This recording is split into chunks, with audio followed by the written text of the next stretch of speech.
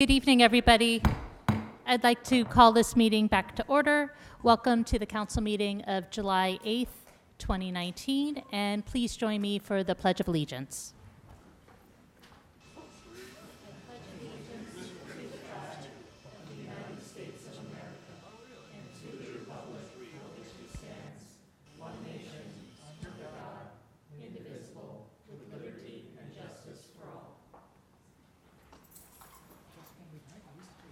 Okay, we have Testing. three sets of minutes on the agenda tonight. June 24th, 2019 closed session, June 24th, 2019 regular session, and June 27th, 2019 closed session. Are there any comments or corrections on the minutes, or is there a motion to approve all of them in block? So moved. It's been moved by Mr. Quinn, seconded by Ms. Fraga. All in favor? Aye. Any opposed? Minutes passed unanimously, and now we come to announcements, and I'll start on my right with Councilwoman Niedergang. No announcements. Mr. Cohen? No announcements. Ms. Crumble? Mr. Quinn? Not Ms. tonight. Fraga? None. Okay. Whoop. All right, I have a few announcements. The first is I'll be holding my monthly Meet the Mayor open office hours on July 19th, Friday, July 19th, from 8:30 to 10 a.m. in the Princeton Public Library. And also I wanted to make an announcement about affordable housing. So I have been recusing myself on matters involving Princeton's affordable housing plan because I was advised that the inclusion of two Princeton University properties in Princeton's affordable housing plan, I'm going to do this under reports because I'm just going to wait to do that under reports. So we'll move on then to comments from the public and for items that are not already on the agenda. And is there anybody who would like to speak? We don't have a sign-up sheet at the moment. Okay, seeing no one, we'll move on to reports, and we'll start with the police report. Chief Sutter.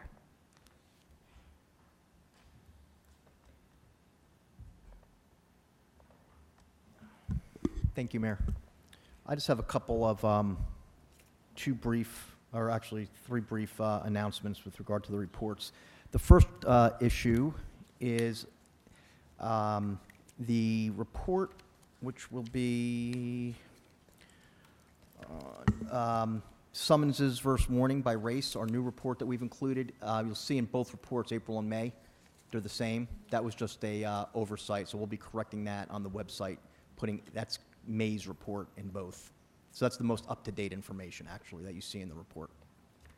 I also wanted to bring your attention just to a couple things. We've talked about motor vehicle enforcement and speeding for a while as I've come before you, and I just wanted to point out our efforts with regard to that. I think you'll see both enforcement and other actions that we're taking with regard to speeding are way up. We've made that a major priority. At the same time, I want to definitely point out that we're remaining balanced. So while enforcement's very, very important piece of what we do, I'm hoping that the public and you've noticed some of our most recent community policing initiatives. We have a initiative within the department where each squad, 4 patrol squads, are required to make their own community policing initiative, from inventing it to organizing it to carrying it out. And 2 of our most recent ones you may have seen are one of our squads volunteered at Princeton Little League. And they volunteered as coaches, they cooked hot dogs, and basically took over the Little League for a day with respect to the games. It was a big hit. And then we also did an initiative at McCaffrey's most recently, you may have seen, where our officers go and help people in need of assistance, bagging, and assisting them in any way they can on their own time. These aren't officers that are on duty at the time either. So just to point out a couple highlights of what we're doing, and with that I can take any questions you may have. Other questions for the chief? Ms. Niedergang and then Mr. Quinn. Sorry, yes, I did have a few comments.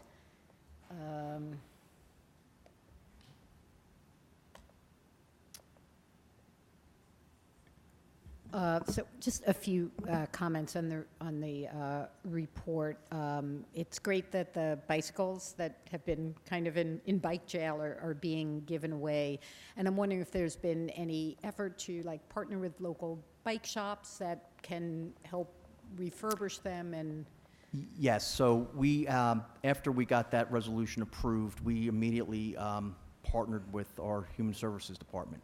So they are helping us identify people and community members that are in need, and we're working on actually, a lot of the bikes are not serviceable that we have, so we're working on, with Human Services actually, we've talked about this, getting someone to hopefully maybe donate time or help us in making some of the bikes serviceable or getting them where they're able to be used and donated. Okay, that would be great, because I think there are a lot of bicycle enthusiasts in town who might be willing to, donate a couple of hours to help. And I also wanted to commend you on your use of social media.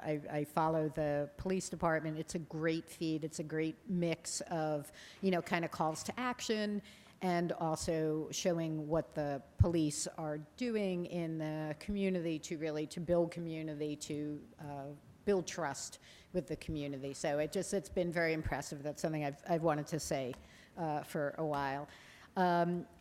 And this is a little picky thing. I noticed that summons for cell phone use has gone down the last few months, and I'm wondering, is that something we can say, yay, let's celebrate that, or it's just a little anomaly, and if you had some explanation?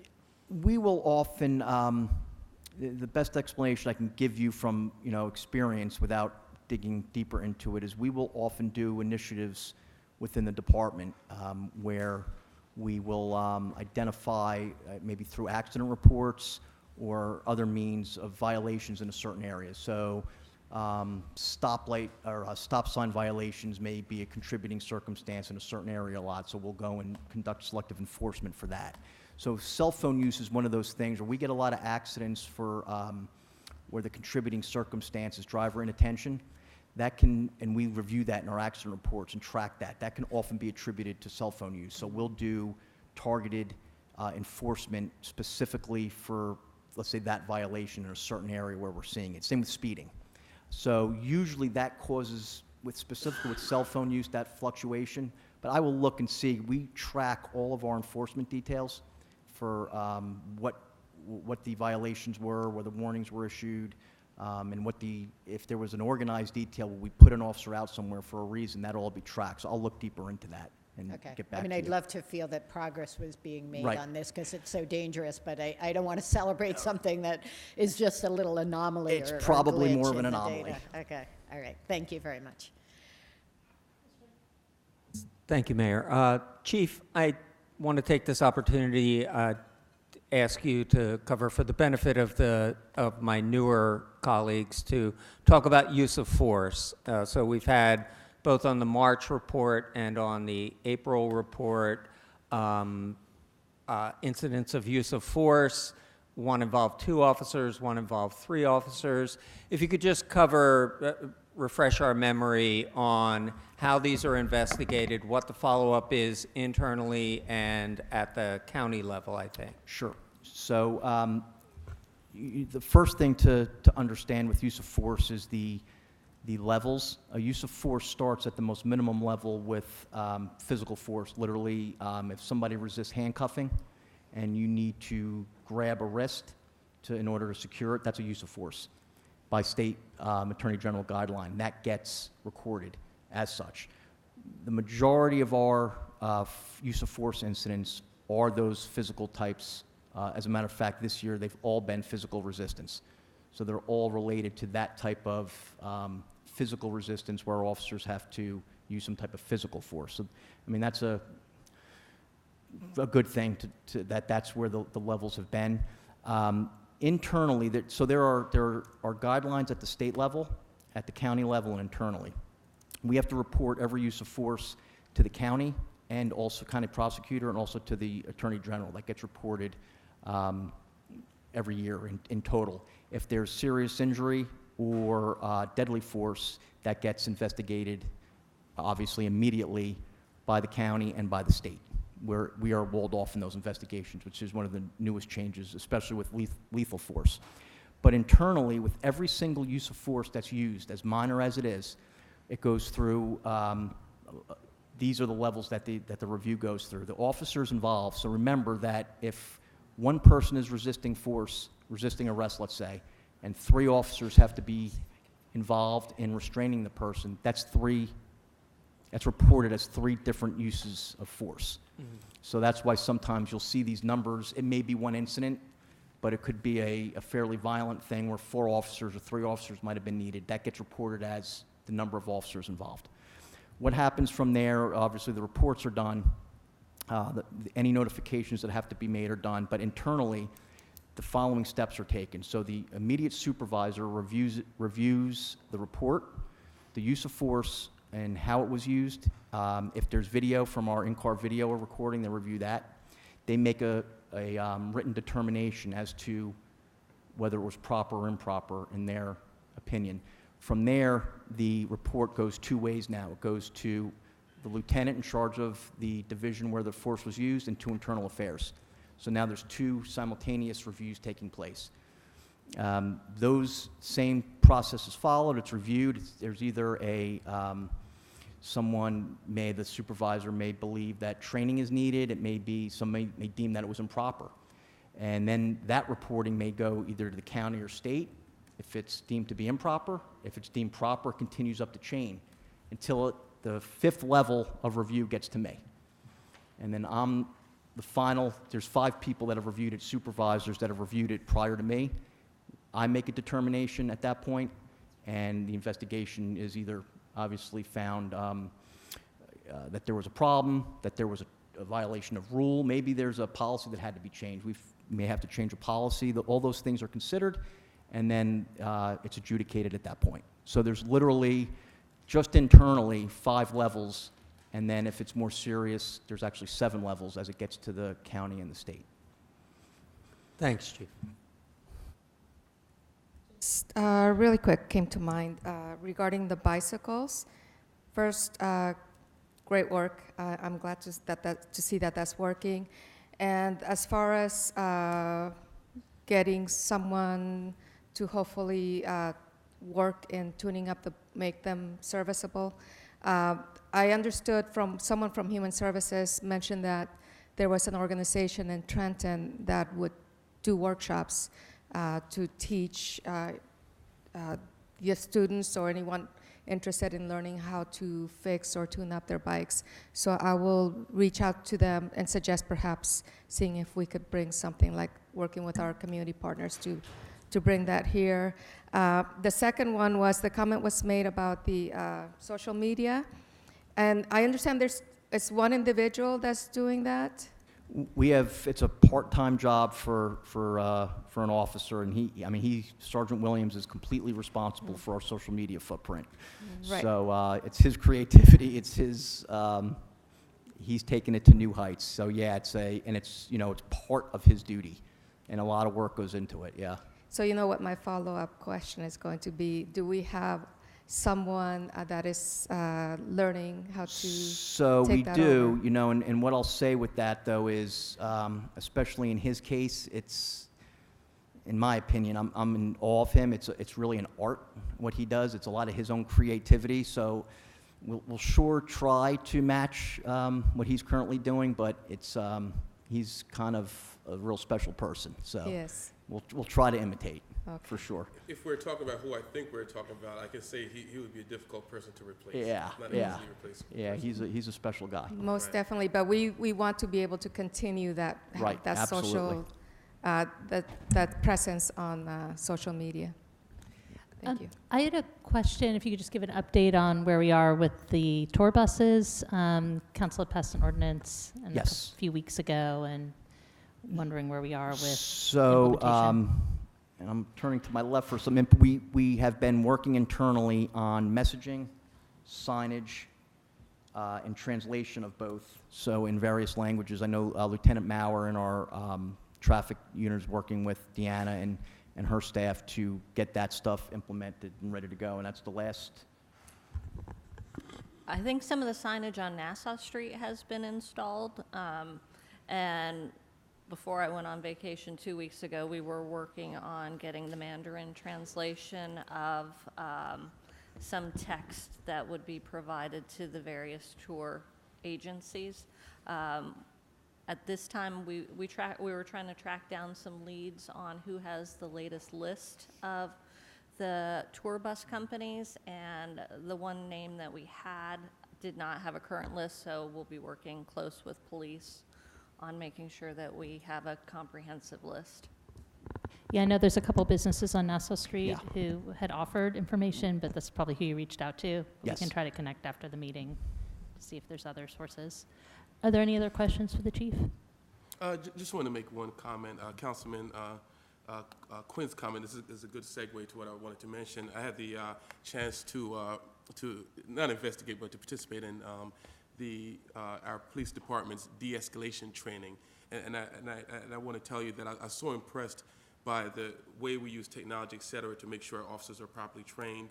And when it comes to issues of use of force, about how to properly use force, both for the moral perspective of it, but just totally understanding, like, you know, what are the different options they could use and what types of situations. And I just wanted to let you know that I was just very impressed by what the Princeton Police Department does for that. Great. Any other questions for the chief? All right, thank you. Are there any other staff reports? Yeah, Ms. Stockton? I've got a couple, thanks to Tejal, who covered for me while I was on vacation. So first, just to remind everybody, Tejal Patel is our assistant engineer. She's here tonight. I've also got Ian Baker, who is also here tonight. He's our new construction engineer, just so they can get some exposure Welcome. with council, and they're also working on projects to be discussed tonight. Just 3 updates on construction projects. Cherry Valley Road, our project from Cherry Valley from Cherry Hill to the Mercer County Bridge will be restarting on July 15th. That's next Monday. And the contractor will be finished by Labor Day. And then we are also working with Montgomery Township and their Morris County Cooperative Paving Project to resurface a portion of Cherry Valley from Great Road to Province Line. That work is going to begin this Thursday, July 11th.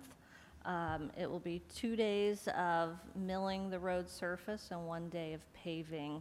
So weather permitting, it should be finished Monday the 15th.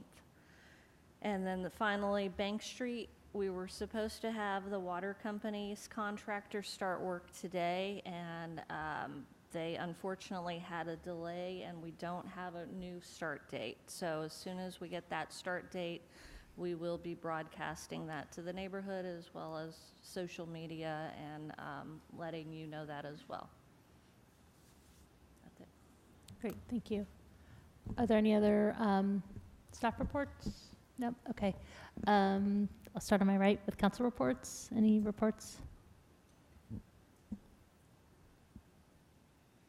Sorry, I thought we were going right to the traffic study. So let me pull that up. Do you want to start with somebody else? We'll turn it upside down. I'll start on my left. Any reports? There's something I wanted to bring up, but I can wait till Okay. later. When it's more appropriate. Okay. Yeah. Ms. Fraga, any reports? Mr. Quinn, any reports? I have one report, Mayor. It's about the Fire Department Task Force. This is a group that's continuing to meet to discuss the transition of the Princeton Fire Department from an all-volunteer force to a combination department of career and volunteer firefighters. The task force is making really good progress toward the overarching goal, which is to ensure that we have adequate personnel on hand to make timely response in emergency situations. You might have noticed that we posted job descriptions and a call for per diem firefighters to give us some coverage in the summer and on weekends. And we expect, and correct me if I'm wrong, Mr. DeShield, to be to put out a notice for the career firefighters sometime in August. And we'll be hiring 6 career firefighters at the outset, and we're working out all the details there.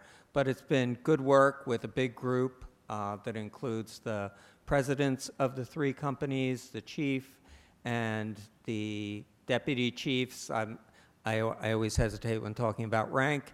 And of course, our professionals and consultants at the table. So we're making good progress toward establishment of a combination department.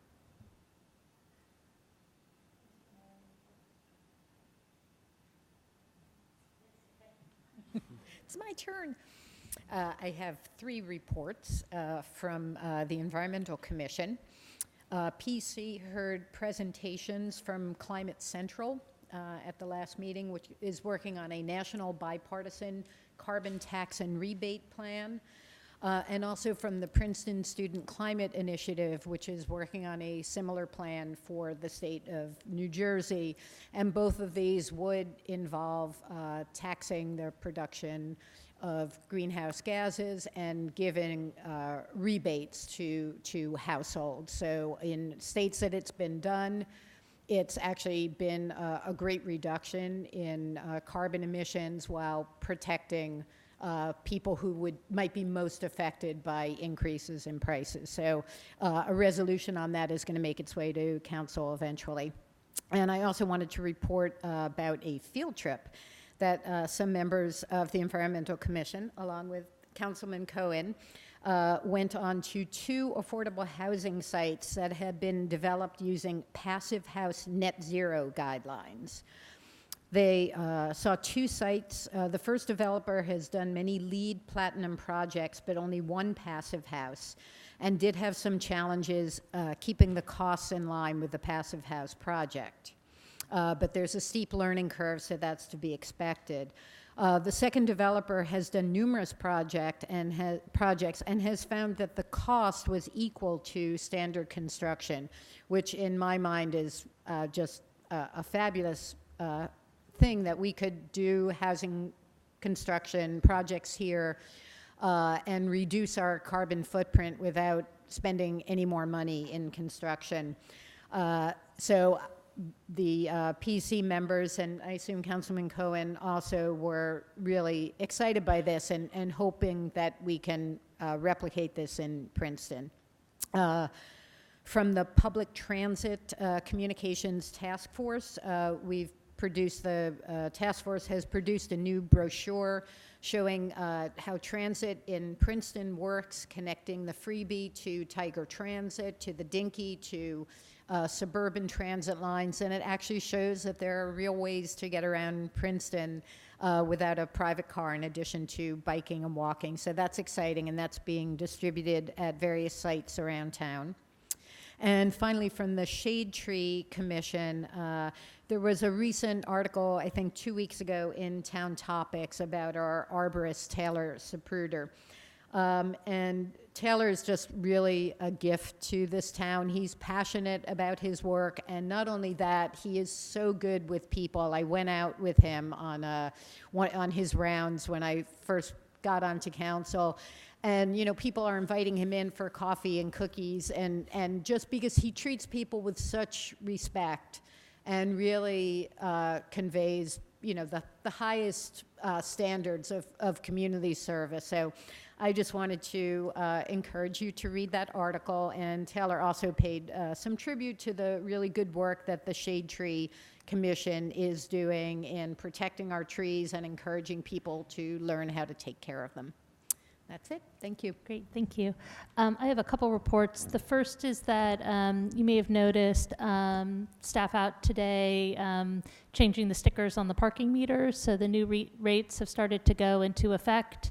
So the 2-hour zones are now becoming 3-hour zones, and the price on all the 3-hour zones is now going to be $1.75 an hour, and the price in the all-day zone is going to $1 an hour.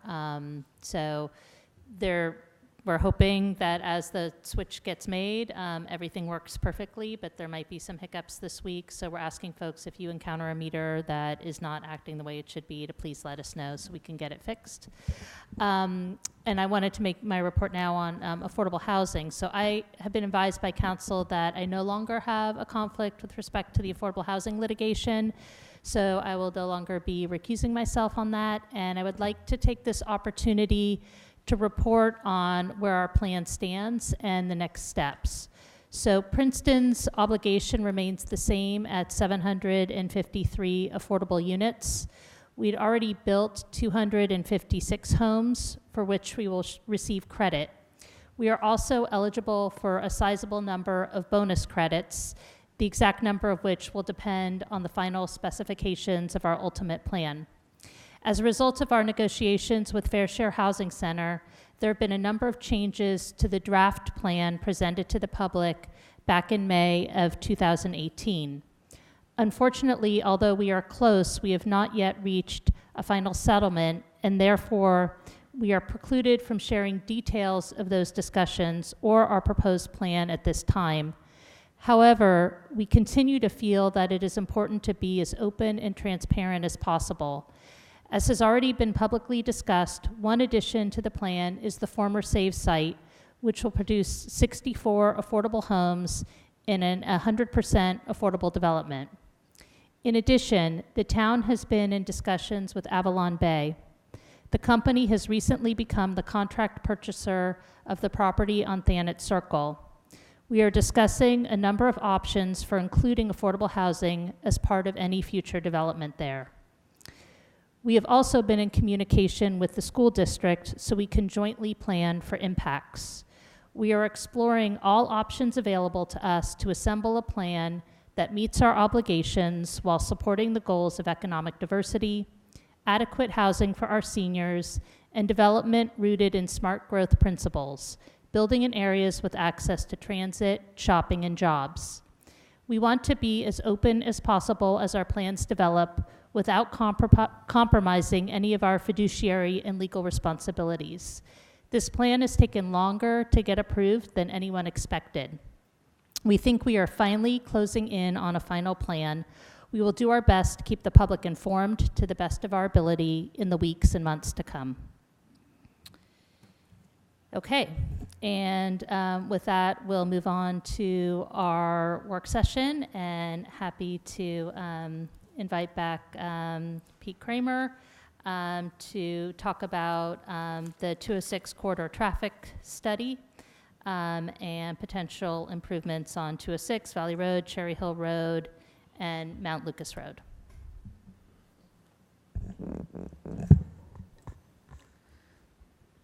Thank you, Mayor. I'll just give a brief overview before WSP gets started. So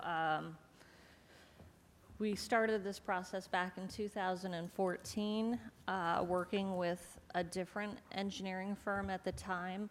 We had conducted a traffic study to identify what would be the traffic impact of the new Princeton First Aid and Rescue Squad site at the current location that's under construction. At the time with the traffic study, we did determine that a new traffic signal could be justified based on traffic counts and traffic movements.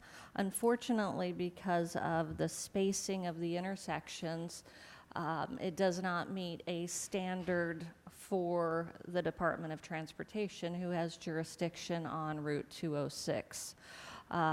So over the course of 2 to 3 years, we had many meetings and discussions with DOT about what could be done and what could be approved. In 2016, the Department of Transportation committed to improving the traffic signal at Cherry Hill Road and 206 and installing an emergency traffic signal at Valley and 206. And both of those projects would be fully funded by the Department of Transportation, with the exception of any equipment that was needed to preempt the traffic signals for emergency vehicles. The municipality would have to pay for that. So, good or bad, in 2016, that was the agreement. Because we did not have to pay a 25% cost share for traffic signal improvements, they never showed us the traffic control plans for the signals.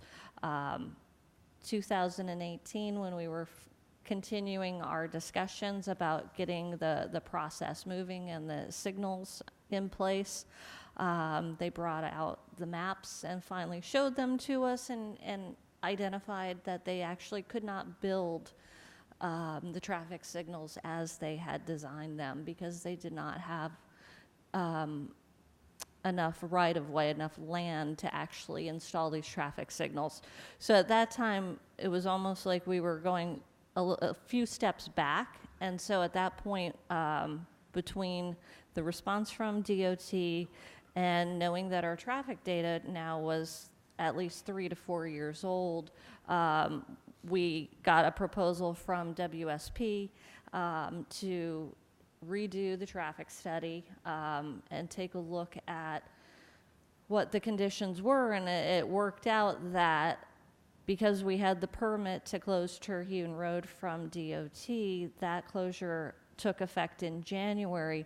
So when the traffic counts then occurred in April, we were able to have real-time data rather than some predictions of what the traffic would look like in 2019 with a road closure. So with that, I'm going to turn this over to Pete Kramer, Pete Lochmanowitz, and Mike Kublanov is also in the audience with WSP, and they can go through what their process was and what the data is that's been received, and what some potential short-term and more long-term improvements we could recommend to DOT. So.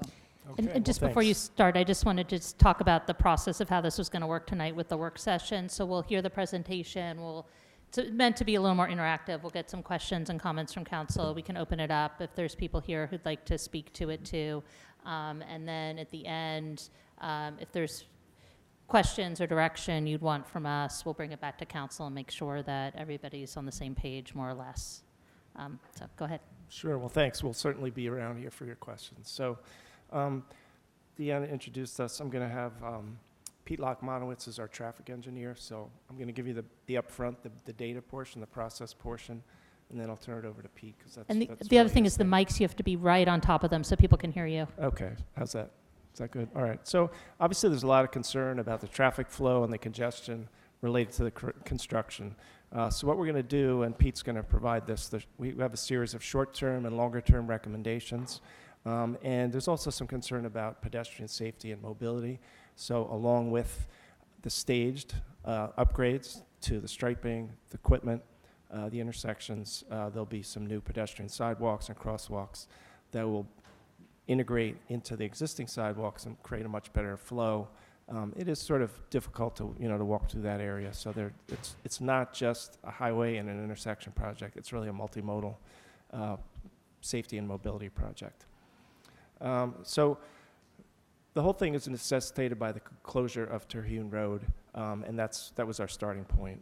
It created a significant change in the traffic patterns, and when I bring up my first slide, I'll talk a little bit about that. The impact of the Cherry Valley Road, that road closure construction project that Deanna mentioned, is also a factor here. And down the road, there could be other closures in the area that could also impact. There's a significant difference in the access from the east, or eastbound and westbound. And that's a big part of the factor of what people are seeing and the kind of congestion that they're experiencing. So what I'm going to do is summarize some of the data we collected, the results from the traffic queues that build up in the morning and the afternoon peak hours, show you where we did our traffic counts, and then Pete will talk about the intersection capacity analysis. So this just quickly summarizes the 7 intersections where we did counts. We had machines in place that actually have cameras, and then those videos are processed to do the counts. So if there's a detail about what happened at a certain place at a certain time, we can go back to those videos and look in more detail. And we can also use those video files to see what kind of pedestrian and bike movements we have and that sort of thing. And you can see, how the traffic builds up and how it dissipates over time. So the first thing I want to talk about is the traffic queues. So really, the project is centered on the Cherry Hill at Route 206 intersection. Now, first what we're going to look at is the traffic queues that build up on Cherry Hill Road. And the way things are oriented is 206 is north-south, and the Cherry Hill Road corridor is east-west. Cherry Hill Road really has no alternative. You have to go a pretty far, several miles out of the way to find a different way to come from the south and the west to get to the intersection. Alternatively, if you're coming from the north and the east, you have 3 different ways to get to the intersection. 2 of those have very regional and long-term mobility and connectivity. Witherspoon Street connects to, it says Witherspoon. Mount Lucas becomes Witherspoon Street, goes down to Nassau Street. In the other direction, it goes all the way out to Princeton Ave, connects to 206. Terhune Road crosses over Harrison Street, goes to Snowden, goes to River, takes you out to 27, gives you regional connectivity. Valley Road really is just a stub link. It connects 206 to the Princeton Shopping Center. If you want to go anywhere else, you need to make a turn at that light. And that's really the reason why you see very different behaviors coming from those 2 directions. Cherry Hill really has no alternative, so if there's a delay, the delay builds up very significantly in that direction. People tend to be very habitual in their travel patterns. They just get on Witherspoon, or they get on Terhune, or they get on Mount Lucas, and that's the way they go. And if suddenly the road is closed, they need to relearn their travel patterns. It's harder to relearn a travel pattern to Valley Road because it doesn't provide the same kind of connections. You have to change your route at a different point to make use of that roadway, and that's sort of what happens. So what we're going to do is show you how, in the 7:30 in the morning peak, how the traffic queues build up and then dissipate over time. So at 7:30, and we went out and we recorded, we had people walk the corridors and identify during each 15-hour segment how long the traffic queues were, how many cars there were, and the ability of cars to get through the traffic signal when it turns green. And then whoever can't get through there when the light turns red, that's a traffic queue, and then we count that length. So really starting at 7:30, there was no queue observed.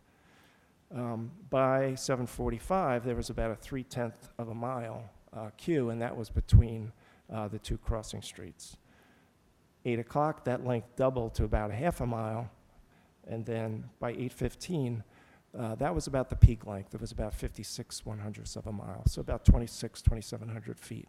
So that was the peak length of the traffic queue that was observed.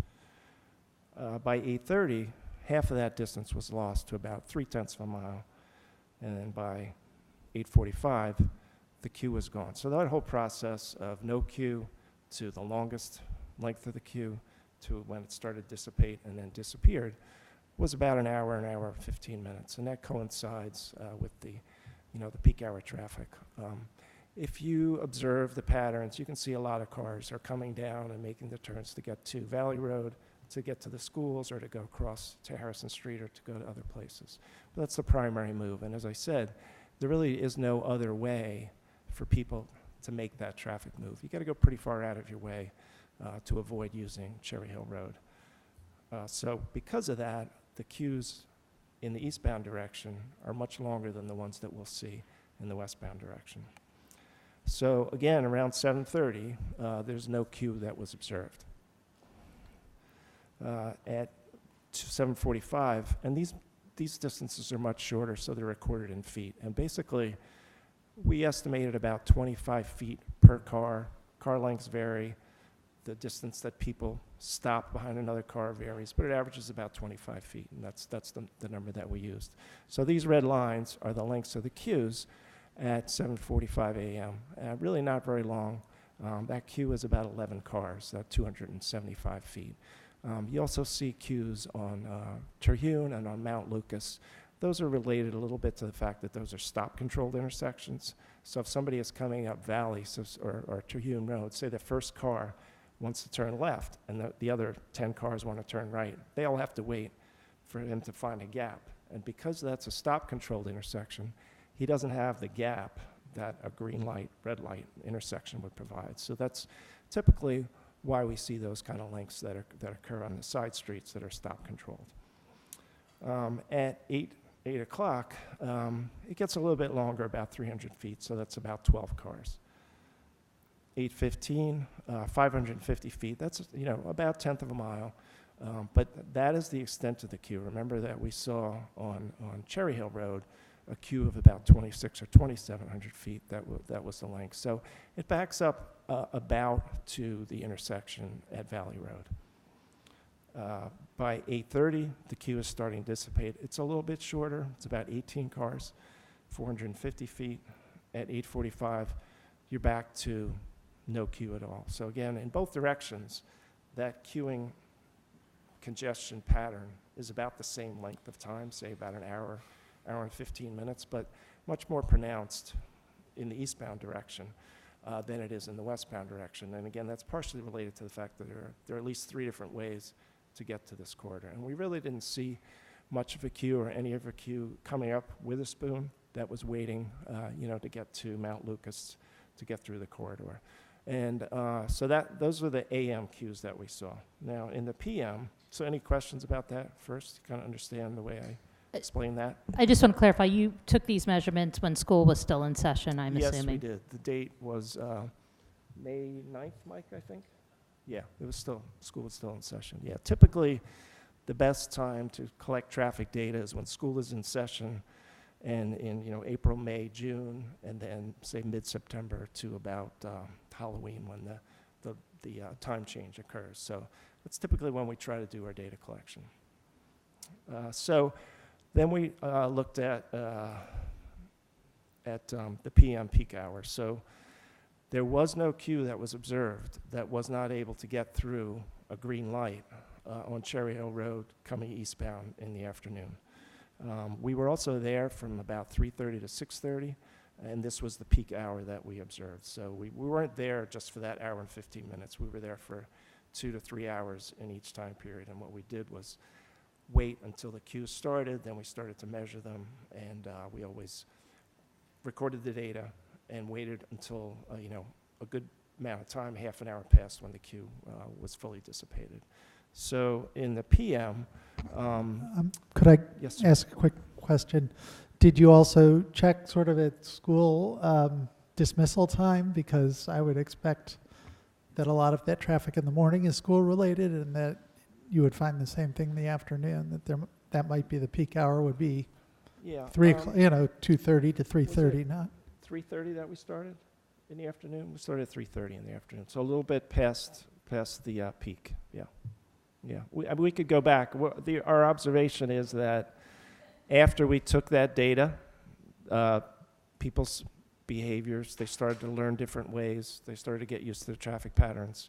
From day to day, it varies, but we could go back again in say mid-September if people were really concerned. Yes. So you collected the data on one day only?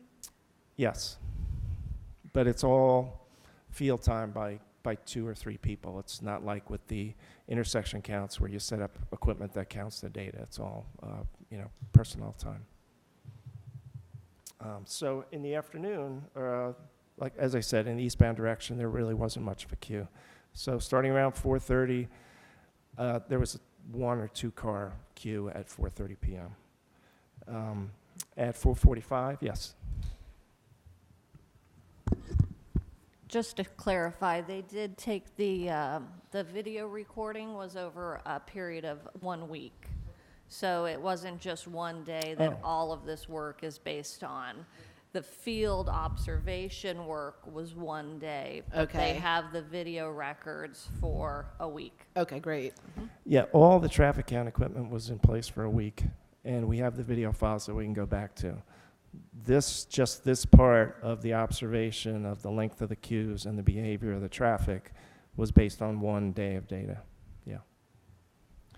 Starting at about 4:45, the queue starts to build up, 175 feet, about 7 cars. 5 p.m., 425 feet, 17 cars. So that was the peak. Then it starts to dissipate by 5:15, and by 5:30 there was no queue. So not as pronounced as the morning in that direction, and in the eastbound direction, really no queue at all. We can go back and check it now. Remember that part of the congestion and the demand at the intersection is related to Cherry Valley Road being closed. And we were able to estimate the impact of that, and we can show you that number later on. But that is certainly a mitigating factor here. Right? Wait, are you saying that would make it worse or better? It makes it worse. We counted, some of the moves were almost double than what they would be. Some of the eastbound to northbound left was about twice what was recorded several years ago, and twice what we recorded compared to what we recorded, in our data collection. So there were 2 specific moves that were impacted: the eastbound Cherry Valley to northbound 206, and the southbound 206 to westbound Cherry Valley were both significantly higher, and those figured into the queues and the kind of performance and the ability. With an intersection, there's only so much time that's allotted. About every 90 seconds or every 2 minutes this is the cycle length. You can't manufacture time. All you can do is borrow time from one direction and give it to another direction. So you're worsening the performance of one direction versus another direction. And since this is a state highway has jurisdiction, they're always going to try to give the most time, to the state highway. And so that's part of the factor here. So those are the cues that we observed. Any questions about that, or go to the next piece? So the next part was the crash data. The crash data, we started with 5 years of data, and we just got a full year of 2018 data. Some of the crash records are created by the local police, but the official source that we always use for all of our studies is NJDOT. All the local police records from all the local and county departments are collected by the Department of Transportation. They're proofed, they're checked for errors, and they go into a master database. So what we found was in the study area, there was actually a spike in 2018. So from 2013 to 2017, there was an average of about 30 crashes per year at these intersections, just these intersections from Jefferson Road down to Mountain, the intersection, and then all the adjacent intersections here at Terhune and Valley and Mount Lucas. So the map that you see is sort of a hotspot map. So the lower level concentration of number of crashes at a location is in the yellow color, and the higher the number is the darker the intensity of the color. So really the Jefferson Road, the Cherry Valley or Cherry Hill at 206, Valley at 206, Terhune at Mount Lucas, and to a lesser extent, Mountain at 206 are the places where most of the crashes occur. Yes, ma'am. Thanks. Do we have, this is before Terhune was closed. Do we have 2018, anything? that was all before. Yes, Do we and have I'll show you anything on for the the next first slide. 6 We do months? have a little bit of data for 2019, but that was the pattern we saw. And the thing that really concerned me was, and this recently just came out. So the 2018 just came out, and there was a jump to 50 crashes in this sort of study area. And I don't, I'm not aware of any specific reason why that would occur. And you'll see in a minute that overall in Princeton, the number didn't go down. It actually did not go up. It actually went down a little bit. So I don't really know the reason for that. So that's the picture of crash data that we had before the closure and before the study started. So if you look at these stars, these are the 4 crash records that we got from the police department. And you'll see that they are at places that were hotspots before. So there's nothing unusual in the pattern, the frequency, the severity of those crashes. And really, 6 months of data is interesting, but we really need several years of data to indicate any kind of pattern. And we really couldn't draw any significant conclusions until we got the official data for 2019, so we can really see if anything unusual is occurring. But at least in terms of the crash records that were investigated by the police, where they filled out forms and those forms were provided to us, this is what we have. But certainly it's not anywhere near the number that have been occurring on average before that. And if you look on that 2018 line, so we saw 50 crashes in the study area in 2018, but only 714 or 48 overall in Princeton. That's actually below the townwide average. So there was nothing townwide that was of concerning in terms of the total number of crashes. So I don't know, without looking at those individual records, if there was a certain type of thing, if there was a weather event, if there was some other construction project or detour or something like that. We'd have to look at those records in more detail. But right now, I don't have a reason for that. But what we can say is that there's no unusual spike or unusual pattern or unusual severity in the crashes that have occurred in those 6 months since the road closed. So any questions about that data? Okay, and we have a more detailed report, and everything will be, in that later. But this is sort of the high level of what we've seen so far.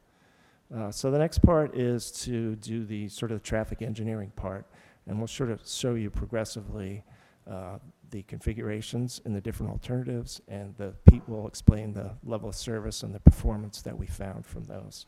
So I actually have a question, sorry, about Sure. the crash data. Yeah. Is one of the explanations is just there's a lot more congestion, and so do those things tend to be They inversely do go up and related? down a lot. 2018 was a horrendous year for pedestrian and bike crashes in New Jersey. So what I don't know is what's the split there in the 50? Were there more pedestrian bike crashes than normal? We'd have to look at those detail. As I said, literally just in the last couple of weeks, the 2018 data became available. So we can do a breakdown of type, and there are all sorts of little details: rear end crashes, side angle crashes, severity of the injury, daytime, nighttime, alcohol involved, pedestrian involved. Also, it's Right, quite a lot of detail that we just can seems look like- into. Yeah. No, it seems like there's two numbers there that Yeah. just seem totally out of line, right? The 50 seems really high, and the 4 seems extremely low, so it's... Yeah, well, there are different ways that crashes are reported. So not all the crash reports that DOT has come from the local police. So there could be a lot more, but that's what the local police were able to provide. And until the official 2019 data comes out, which would be 6 months into 2020, we won't know, if there's any kind of pattern. But I am concerned about the 50, but the good thing is that, I saw your hand, I'll get to it in a second. Overall, Princeton didn't get worse. It actually was a lower number of crashes. But the major pattern that's been occurring is that pedestrian bike crashes have been increasing significantly statewide, and the total number of vehicle crashes has been flat or going down. So, like I said, literally the data just came out about a week or two ago, so I don't know for sure, but it is definitely a concern. Yes, sir. I was going to add, yes, the data just came out for, 2018, but the largest percentage jump is actually back from 2015 to 2016, which we probably could have more data.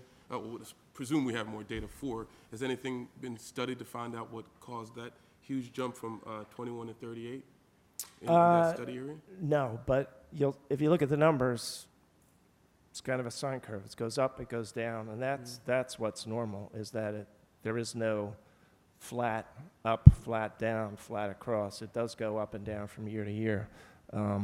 There's been a long-term reduction in the number of crashes in the last 20 or 30 years because of the improved safety of vehicles, but in the last several years. So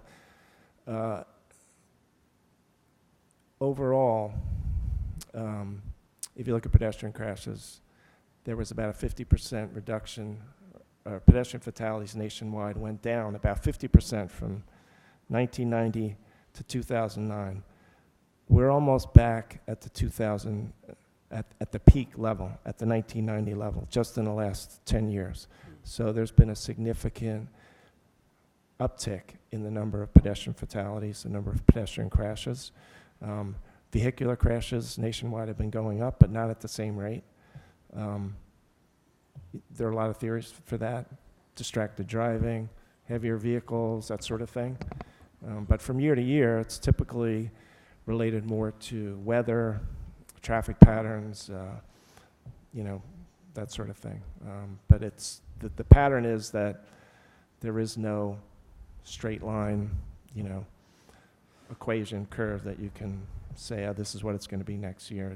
It always goes up and down, and it just so happens that sometimes you have spikes. I was wondering if there was any significant data from then that we could garner now to prevent things in the future. We could, now that we have that many years of data, usually we work with 3 years of data, we could go back in more detail and see, we'll break down by type, day, night, severity, type of crash, alcohol involved, pedestrian, that sort of thing. We can break it down and see if there's some correlation between the 2016 and the 2018 data.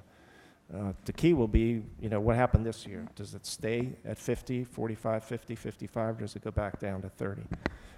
Because that, 2013 to 2017 was at an average of just under 30. And then all of a sudden, it's a 50% increase. So it definitely is a concern, but I don't know yet, what the reason is. But as I said, the good thing is that we actually peaked in 2014, 881 crashes, and we're 140 below that, 100 or 140 below that. So there's always more you can read in the data. So what we're going to do now is jump into the intersection analysis, the alternatives, what we found, what some of the recommendations are. So just to set the stage. Overall, this is where we were prior to closure. In December, Terhune Road was open. You had the full movement to come down straight across, from River Road or from Nassau or Route 27 to go all the way through and make that left turn. We closed Terhune Road, and it caused a change in traffic patterns. And that's where we are right now. And what I'm going to do is turn it over to my colleague Pete, and he'll explain his traffic engineering findings and recommendations. So you want to switch, Pete? Oh, you got, okay. Yeah. All right. Just need a little clicker, I guess.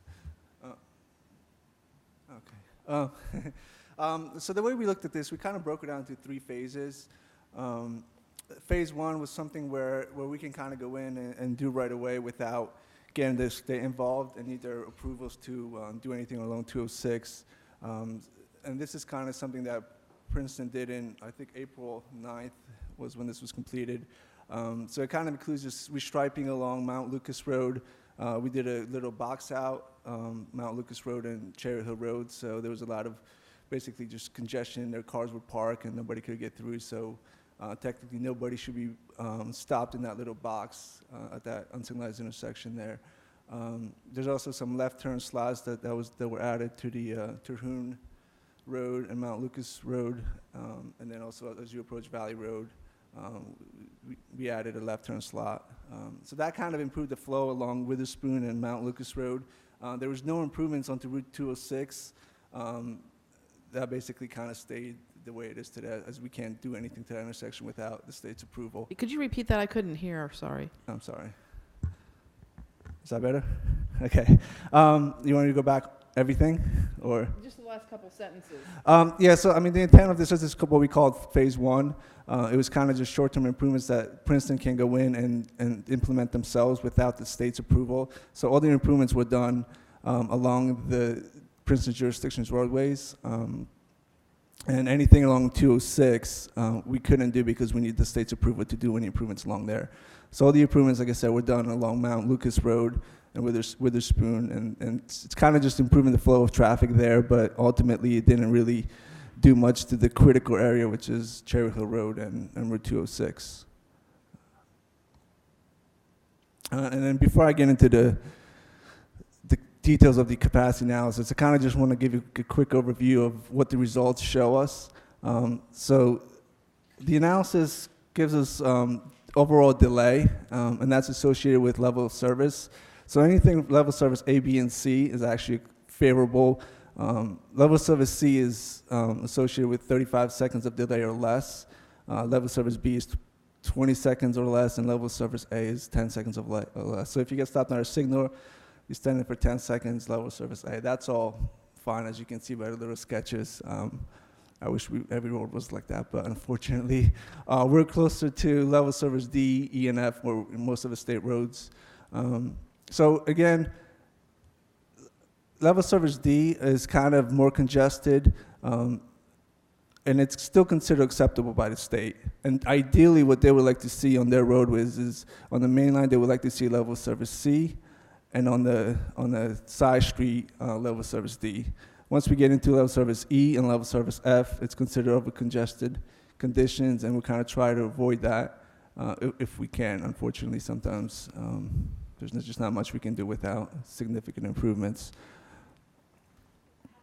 And how long are you talking about? Like when you say service level C, do you mean for 5 hours a day, for 1 hour a day? So this is done at the movement level.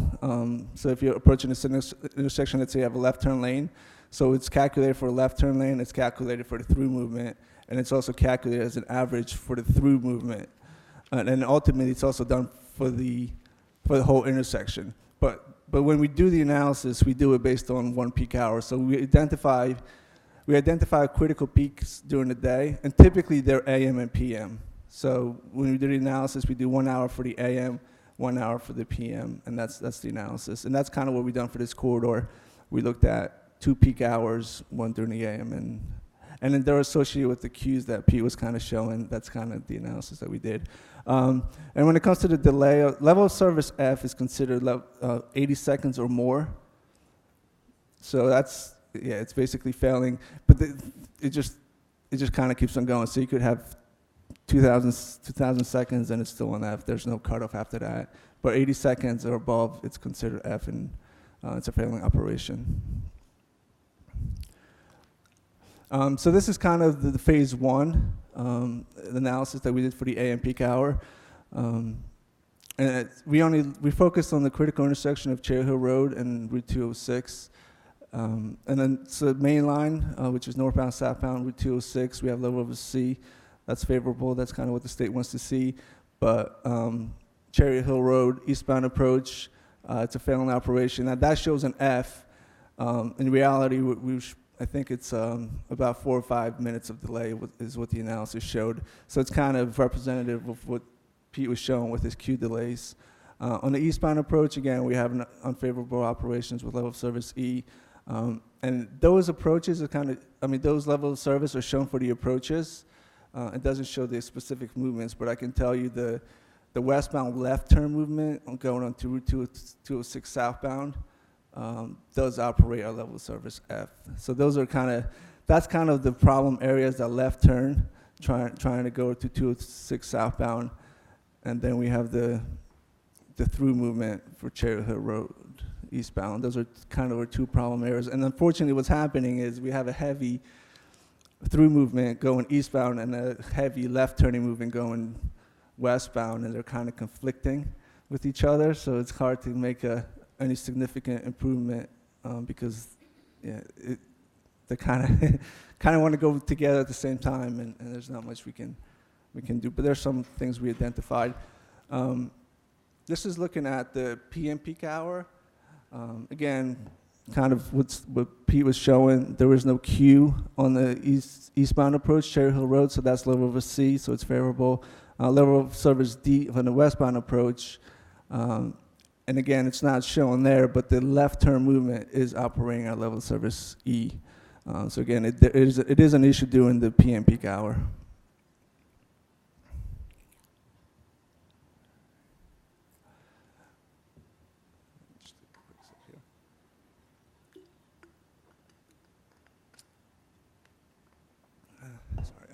So this is kind of where this would be our phase 2. And again, this is something where we would have to coordinate with the state, but not necessarily require them to make significant signal improvements. Anytime they would if they touch the signal at the Cherry Hill Road intersection, they would require to get additional right-of-way, and that process would probably take a couple years to do. So this improvement is kind of, again, making changes to the signal with DOT's approval to make timing revisions and some potential restriping without having to adjust the signals.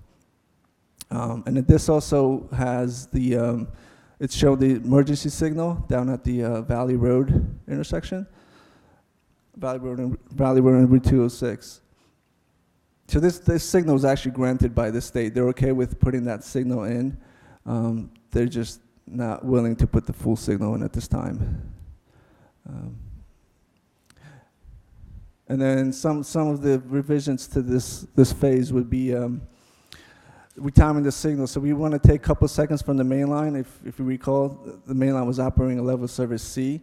And we think we can maybe take 2 or 3 seconds from the main line and give that time to the side street to improve the flow on the side street. We're also looking at maybe restriping the approaches on Cherry Hill Road on both approaches, which that would kind of provide more storage on the westbound approach, and then realign the eastbound approach. The other parts of this improvement would be pedestrian accommodations, where we would add sidewalks along Mount Lucas Road and kind of just connect everything and provide crosswalks. Can I ask a quick question here? Can you Sure. go through each step of this and like which of these recommendations can the town just do on its own? Or do we need DOT permission? Anything along Route 206 would be the state's approval. So if we need to, restriping the approaches to Route 206 along Cherry Hill Road would require the state's approval. The signal of Valley Road would require the state's approval. And retiming the traffic signal. So if we can show them that we can afford to take a few seconds away from the main line and give it to the side street,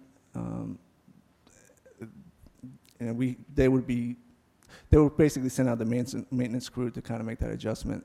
And we had some preliminary talks with them, and I mean, they're willing to make those type of changes if we can justify that it's needed on a side street. So we met with DOT. Is this loud enough? Sorry. So we met with DOT, I think sometime in March, April. And they said that if you could provide us with the justification for changes or improvement to the traffic signal, as well as a work order with a striping plan at the intersection of Cherry Hill Road and 206, they will look into it, and they basically said, you just do the work and we'll approve it. That was kind of the suggestion that they did. But the 2 seconds to the side street, we do have to justify them, that if we take 2 seconds from 206 and give them to like Cherry Hill Road, then their level of service should not be less than D. You know, even if we are taking away some time from their road. Could you repeat for my benefit what the state's opinion about a light at Valley and 206 is? Did they express any sort of willingness to, So, you want to go ahead? or was there a discussion of restoring the left turn with a stop sign without a? So I mean, to answer your first question regarding the signal, They have an access code, and I think it's also in their roadway design manual that states that you can't now put a signal within half mile of another traffic signal. So from that perspective, they're not willing to put one in. But there is other means of getting the signal installed. One way to show is if we continue the efficiency of the traffic flow through that section, and if that signal doesn't impede that flow, that's one way we can get a signal potentially installed. And I think there was... Can I interrupt and just ask, how did we get a light at Fisher Place on Route 1 and a light at Well, yeah. that's a federal, that's a federal road? It's outside of DOT's? That's a state road. I mean, there's definitely signals throughout the whole state that have that condition. So again, if we can justify that it's needed, and we can show them that it doesn't impede the progression along that corridor, and we can maintain what's called a platoon of traffic between the two signals, then there's a possibility of getting it installed at that location. Just on that one point, anything that was in place prior to when the access code was adopted is grandfathered, and you go to any town and find things that violate that. But their position is that they won't accept anything new that doesn't meet that half mile. And we found the access code where it says exactly that. There's not much you can do about that. There are cases where if it was a significant facility or something like that, they may consider it, but that's their rule that's built into the access code. And my other part was about restoring the left-hand turn with a stop sign from Valley onto 206. So when we met with them in April, we actually did bring that up. Their response was that it has been requested from Princeton in the past, and they did a study and identified site distance issues and gap issues. So for that reason, they kind of rejected it back in, I guess this was in 2014 or 2016. We did our own analysis, WSP, kind of looked at the site distance. We think there might be sufficient site distance. The gap issue that's the concern. There's just not enough gaps along Route 206. There's so much traffic that our analysis shows that if somebody was trying to make a left out of there, they'll be sitting for 10 minutes or so trying to make the left out of there. And it's also a safety concern, just trying to make a left out of there. And with the traffic being queued up onto 206 northbound and being stopped at the other intersection, it'd be kind of hard to see around the queued vehicles. So it is a safety concern as well.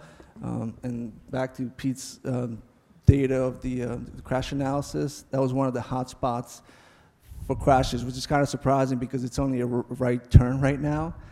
So it's kind of surprising how many crashes were reported at that location unless people are making illegal turns as it is right now. But there was a time in recent memory, and correct me if I'm wrong, where you could make a left turn from there. Yeah, so I've seen Can't plans. we get grandfather back in here to at least seriously consider this? And I want to jump in with a related question, which is, when Terhune was open, it was no problem making a left turn onto 206. Can you explain why it's so much worse at Valley, why the gap analysis is so much worse? I ran those numbers as well, and it's showing similar results. It's showing a longer queue.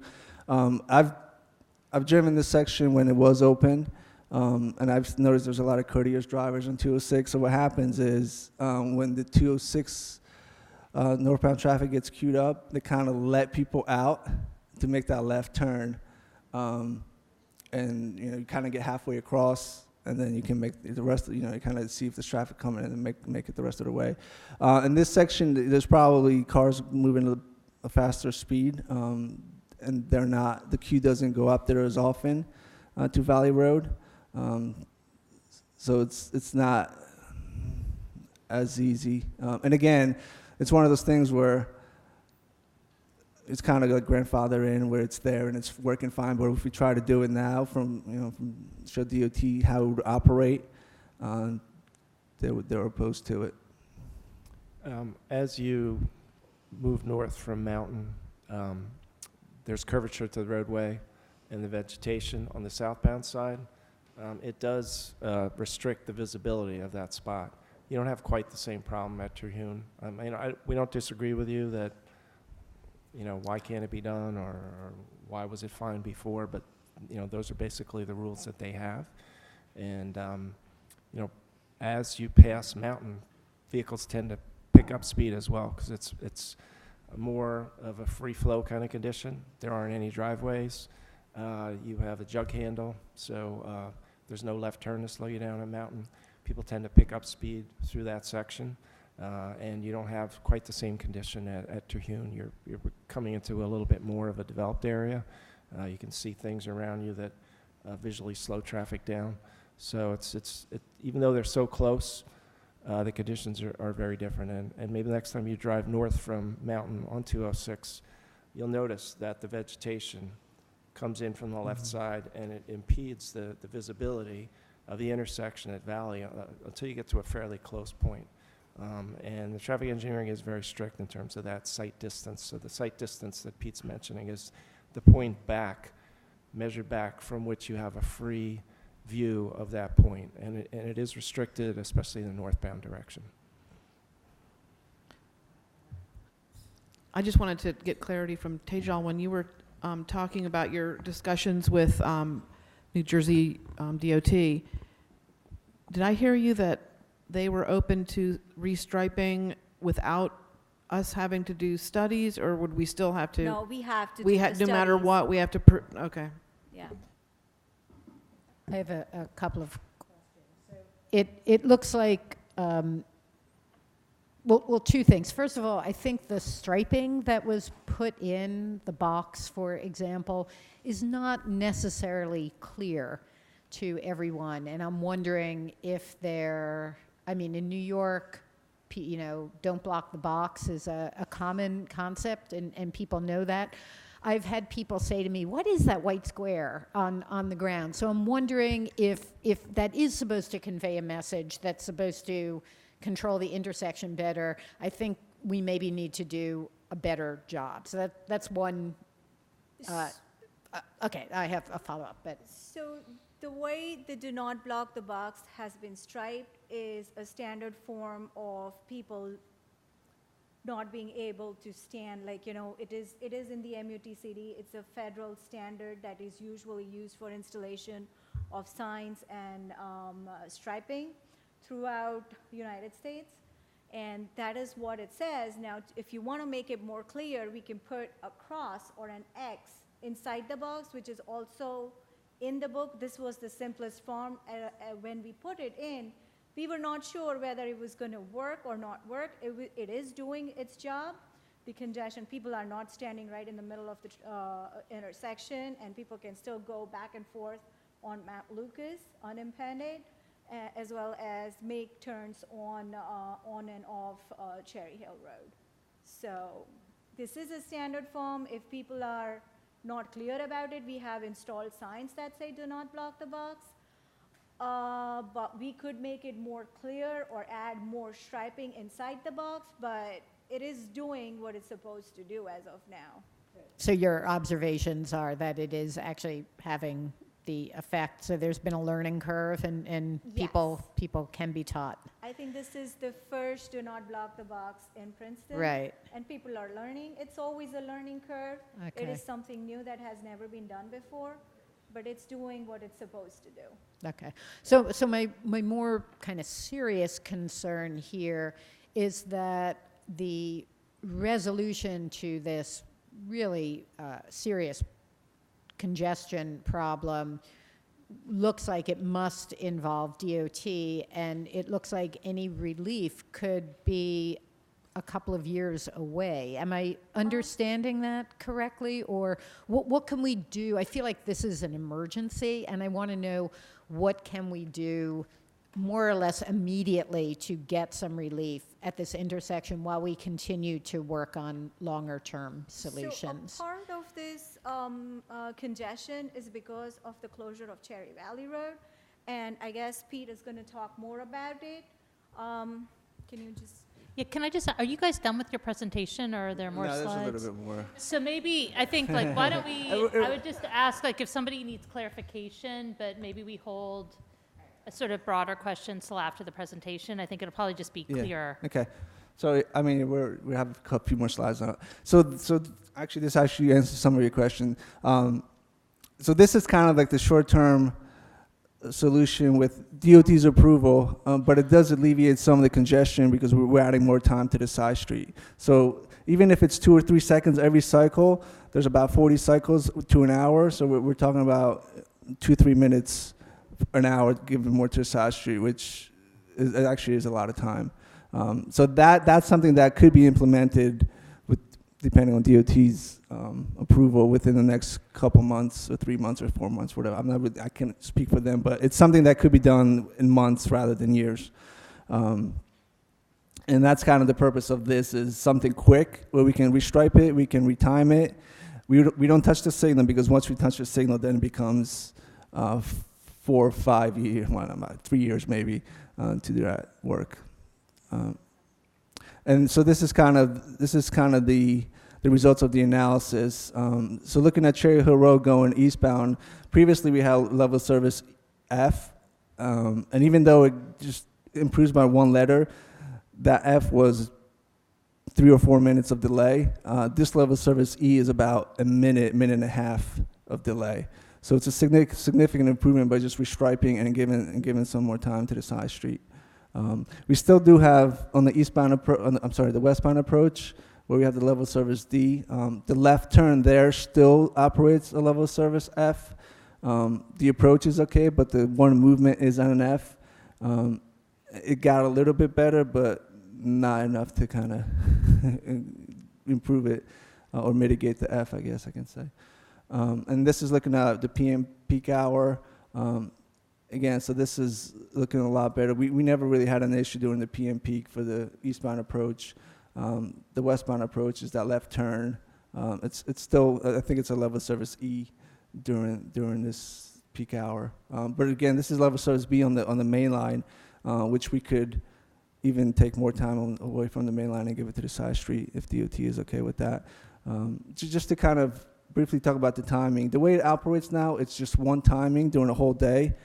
And it's the same exact time on the main line for 24 hours a day, and then just the side street goes. So 38 seconds to the side street, 52 seconds to the main line, and it operates like that constantly. Typically, the way we do timings, we do it based on the peak hour.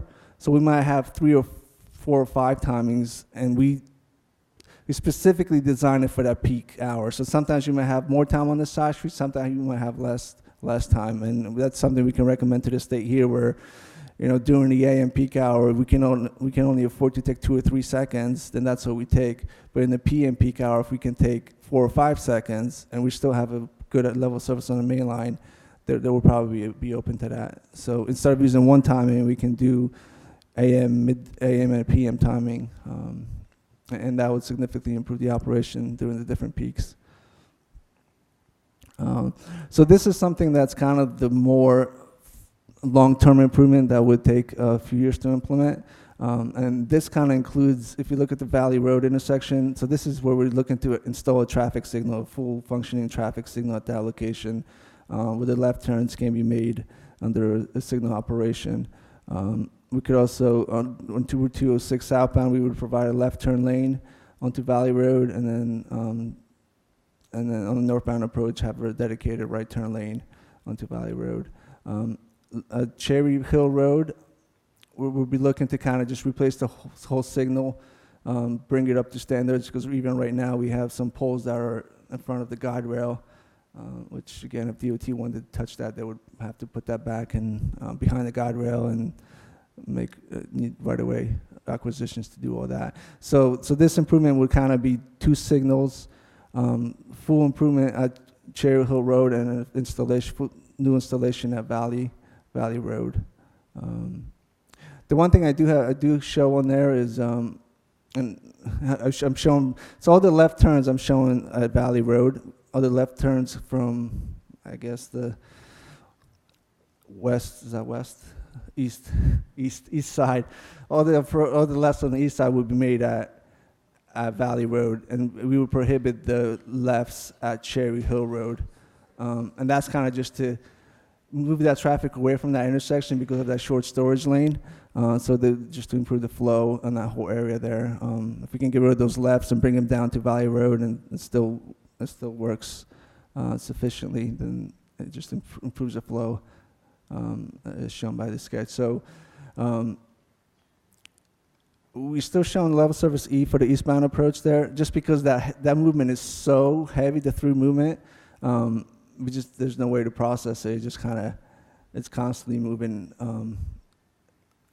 and utilizing the full time that it's provided. But everything else would be level service D or better during the AM peak hour, and then the PM peak hour, again, we have level service D or better for the approaches. So ultimately, this is the long-term improvement, adding the signal at Valley Road, just to kind of alleviate the congestion at Cherry Hill Road. And I believe that should be the end of the presentation. Are there any questions or comments from council at this point, or do you want to open it up? Yep, Ms. Niedergang. One more quick question, which is definitely our observation has been that traffic is just increasing throughout the state. So given that likely scenario, are you including that in your study, that traffic overall would improve, or are you holding traffic levels flat? You said the traffic was increasing. I missed that part. Along. Yeah, I mean, I in think, general, right through Princeton through at Princeton. least a lot of. I mean, typically when we do analysis, we grow volumes.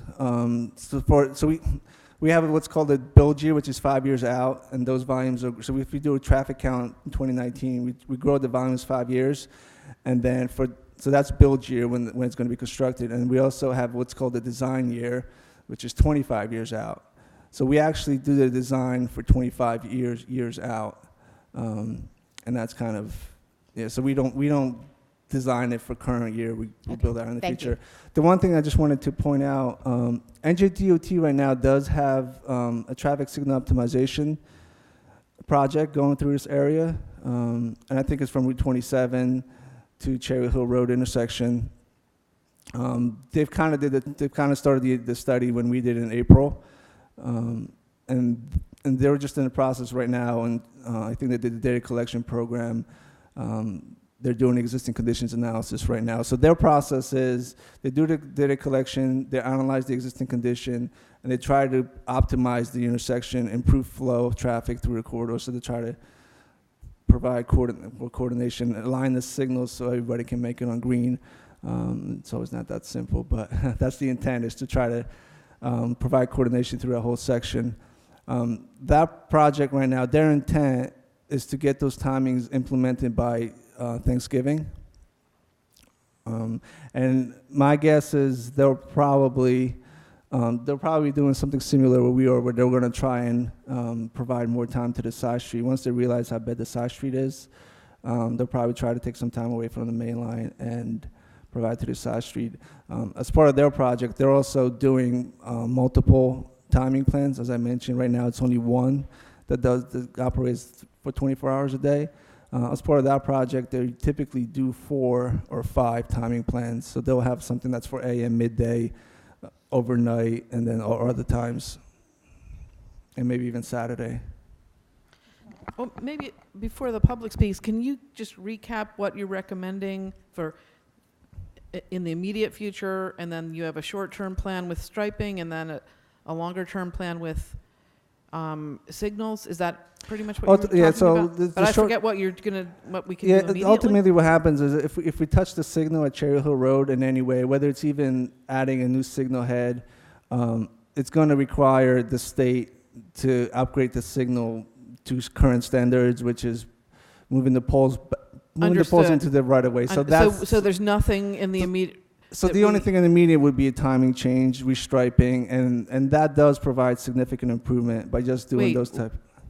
the striping, I thought you said we couldn't do striping. We can't touch the traffic signals. We can restripe the approaches to the intersections. So, for example, if you look at the eastbound approach right now, yeah. If you look at the westbound approach on Cherry Hill Road, it's a shared left through. We would like to take the left turns out of the through lane and make an exclusive left turn lane and put the through lanes with the right turns. So we've discussed that with the state. As long as we don't touch the signal, we can restripe the approaches and we can retime the signal. We can switch, move around some time, but we just can't do any physical changes to the signal itself. But we still need to have DOT approval for those things. It just won't take us long. Right, so just to recap, so the short term, or the shorter term improvement that we're suggesting is to take a few seconds of green time off of 206 to provide to Cherry Hill. And that may be increased potentially for the PM peak hour, depending on how it affects the level of service on 206. So that's one piece. That's only changing the signal timing. It's not adding like a exclusive left turn, because if you do any work like that, that's when it kicks in having to replace the traffic signal. So it would be adding the green time to Cherry Hill, and then also, as shown on the image, taking the left turns and making them separate from the through movement. So on the eastbound side, it would be a left turn on in one lane and then a straight right. And on the westbound, it would be actually striping 3 lanes instead of the 2 that we have now. So that's what we're proposing to do. What it would be is submitting all of the backup justification to the state, as well as a striping plan and a work order. And they have indicated that their maintenance staff could do all of that work, and it would just be a matter of timing. Once they approve our request, it's just a matter of timing to get the maintenance staff out to do that. So the intention is to, if council supports that option, is to wrap up the package and get it into DOT as soon as possible so that we can start realizing some of these changes, hopefully before or in the first month of school in September. So the data that has been collected is sufficient for that? Correct.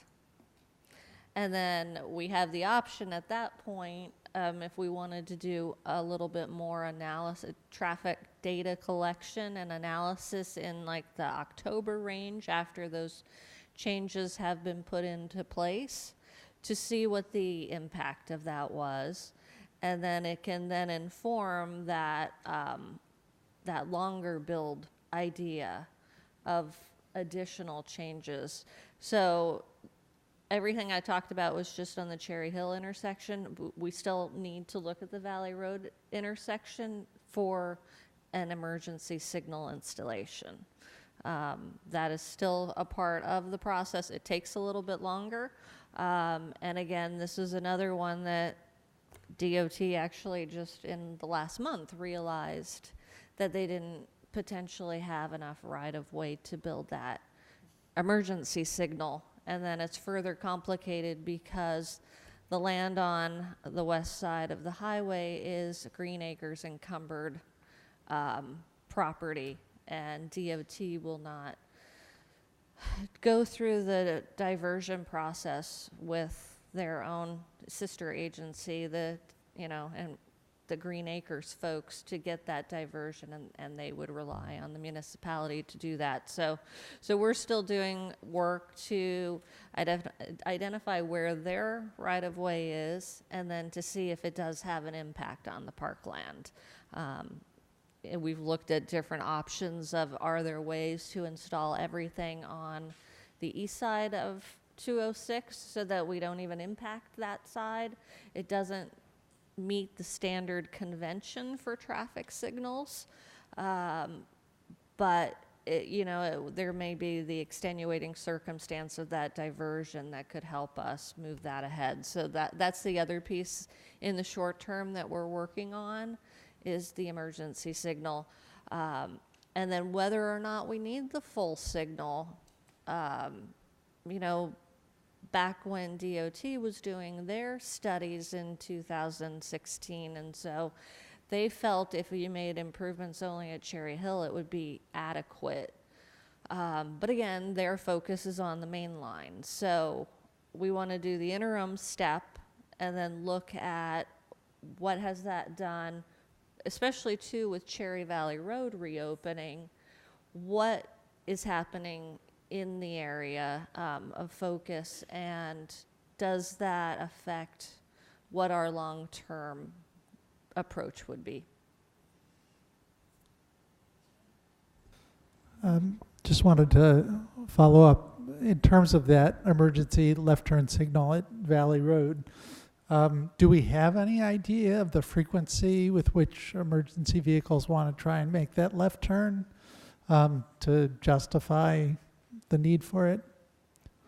I mean, that's what sirens are for, right? For Mark Frieda, actually. Well, we do have some design data, I know, in our previous analysis. We took all of the data for the calls that PFARs responded to, and we're able to break it down to how many would use that intersection. And I don't know, Mark, if you have the ability to give us any sense. I don't have the exact data with me, but we average 8 or 9 calls a day, so I think you're pretty safe in saying half those each day. We probably don't have pressure. For those listening at home, if you couldn't hear, Mark Creed is in the back of the room, and he said they get 8 or 9 calls a day, and half of them would need to make a left turn. I had a question. Just you started the presentation talking about multimodal issues, and can you talk a bit in more detail, especially about the pedestrian Sure. improvements? And If you look on the diagram where it says below +2 seconds side street, it shows install sidewalks. So all those gray areas would be new sidewalks. And then you can see the crosswalk striping. And those would be tied into the signal heads to provide a walk, don't walk signal. So those things could all be done by the town. Those are town-owned streets and a town-owned intersection. That's why you were able to restripe the lane approaches on Witherspoon and Mount Lucas, because you own that street. And those would tie into all the other existing sidewalks that you have down here on the municipal site, in the recreation area, the pool, and everything else. So you would have full ability to walk from the Cherry Hill intersection across 206, across the site, and then down Mount Lucas to Witherspoon to Valley to Terhune, wherever you live, wherever you were going. So those would be the primary pedestrian improvements. And there would probably be, it's not shown on here, but I think that there's an ability to slightly reconfigure the intersection of Terhune at Mount Lucas to also improve the sight distance there. And we don't quite know the geometrics of that, so that's not on this diagram. But the pedestrian improvements would mostly be those sort of gray bands going up and down Mount Lucas from the Cherry Hill intersection down to the Valley Road intersection, and then the crosswalk striping as well.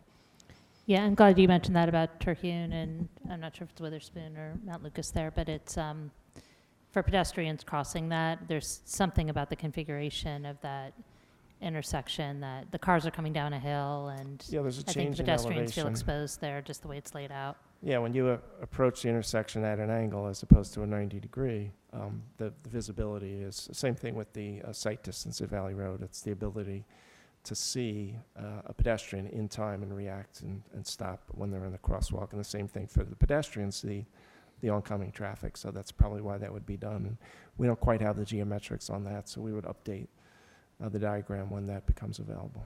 Okay, thank you. So I'd recommend that we hear from people who, from from the public who'd like to speak, and I just ask if you'd like to make a comment to come up to the microphone and make sure you're speaking directly in the microphone so everybody can hear you. And I'd like to open it up if anybody would like to have a comment or has a question.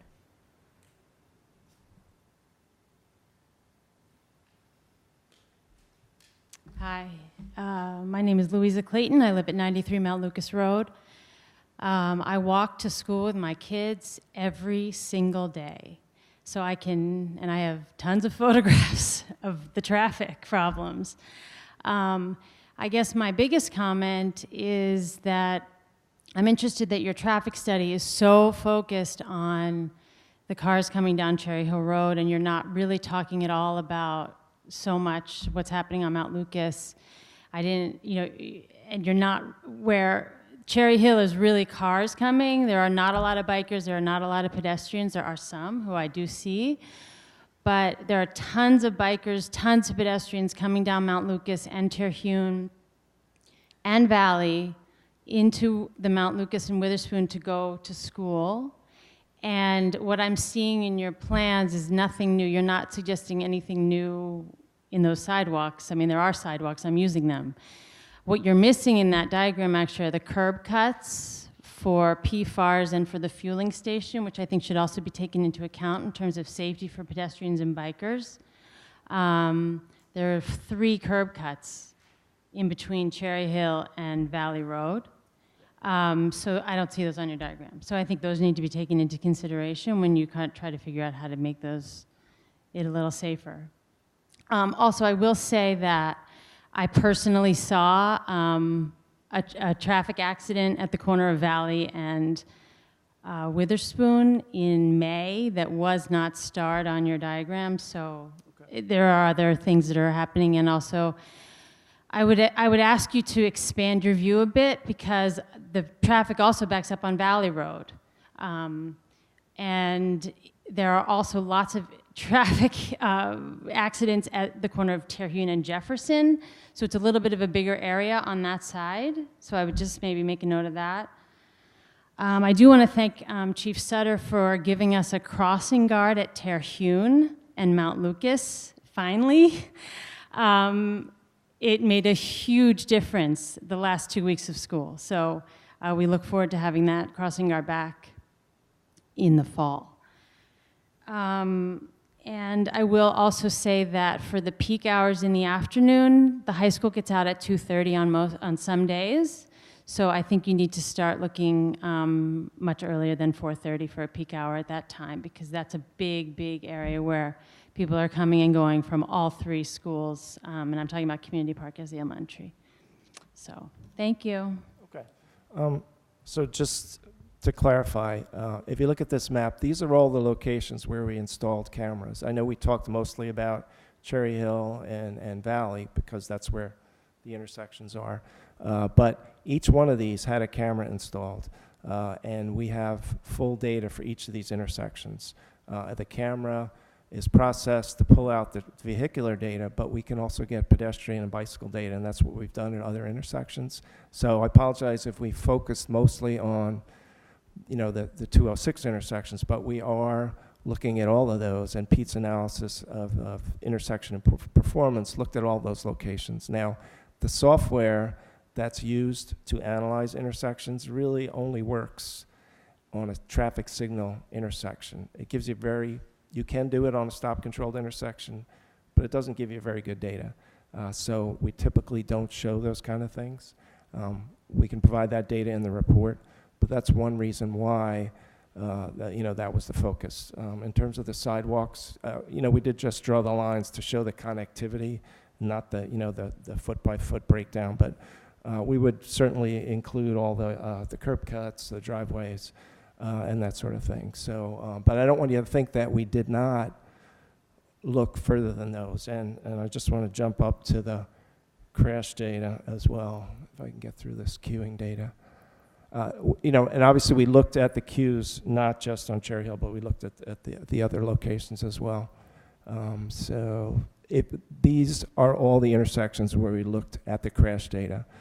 So we looked all the way up at Jefferson, with Jefferson at 206, Mountain at 206, all the the intersections along Valley, at Terhune, at Mount Lucas. So we did take a very wide a look at that data. So, and all the data went into the report will also be, available for public review as well. Any kind of traffic data, crash data, intersection analysis data, it's paid for by public money. It's available for public review. So I apologize if we focused primarily on the intersections, because that's where we're having to prove to New Jersey DOT. We can't just walk in and say, let's restripe this roadway or change this intersection timing. We need to provide very detailed data of the traffic performance, the turning movements, the intersection performance, the crash data. They're very specific list of things that they're looking for. So I don't want you to think we're just looking at one or two spots. We're looking at this as really kind of a holistic type thing. Thank you. Is there anybody else who'd like to speak?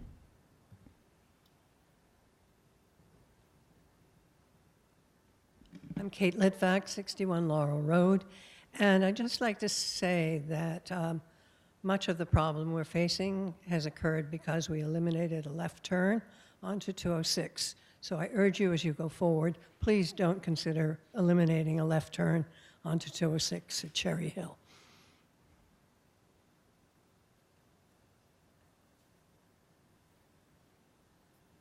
So I'll just say that that is one design that we're considering, but we would consider, what we would need to do is demonstrate to DOT the best design that moves the most traffic in the safest way. So we're not focusing just on one preconceived scenario. We'll look at all the possibilities. Well, and that recommendation was predicated on a light at Valley, correct? Correct. Yeah, Correct. The intent is not to eliminate the movement. It's kind of shifting it to Valley Road from Cherry Hill. So the movement would still be allowed. It would just kind of be shifted to the new signal at Valley Road and Route 206. And there really is no way to provide an unimpeded, dedicated left turn from Cherry Hill westbound to 206 south. You can't divide the traffic signal phasing up in that way.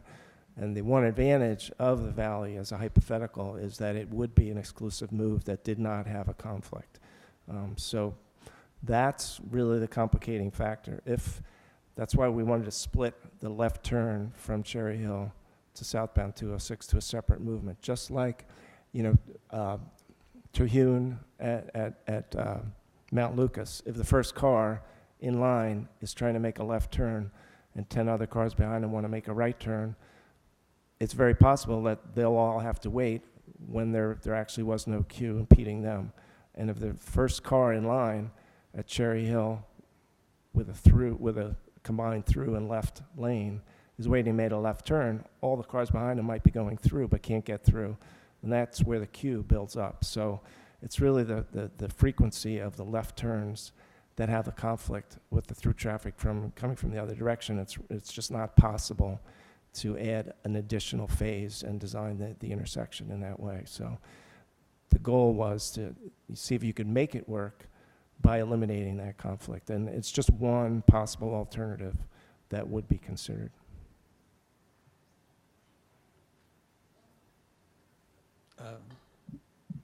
Hi, Council. My name is Bill Wolf, and I had offered, and Mayor Lempert, yeah, I guess I could get a little closer. Mayor Lempert asked that a group be formed from SPRAB to look at alternate sites for the refueling station. And I just wanted to say that we have started.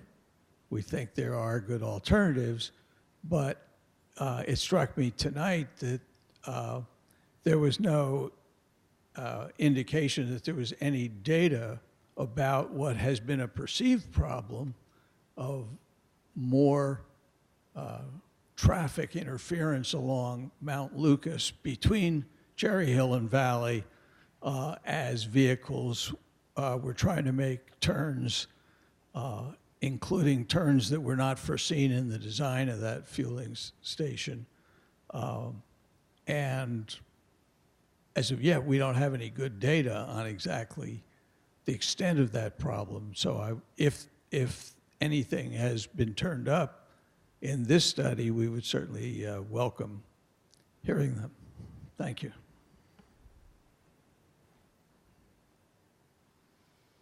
Well, there's a camera near there, isn't there? Wasn't there?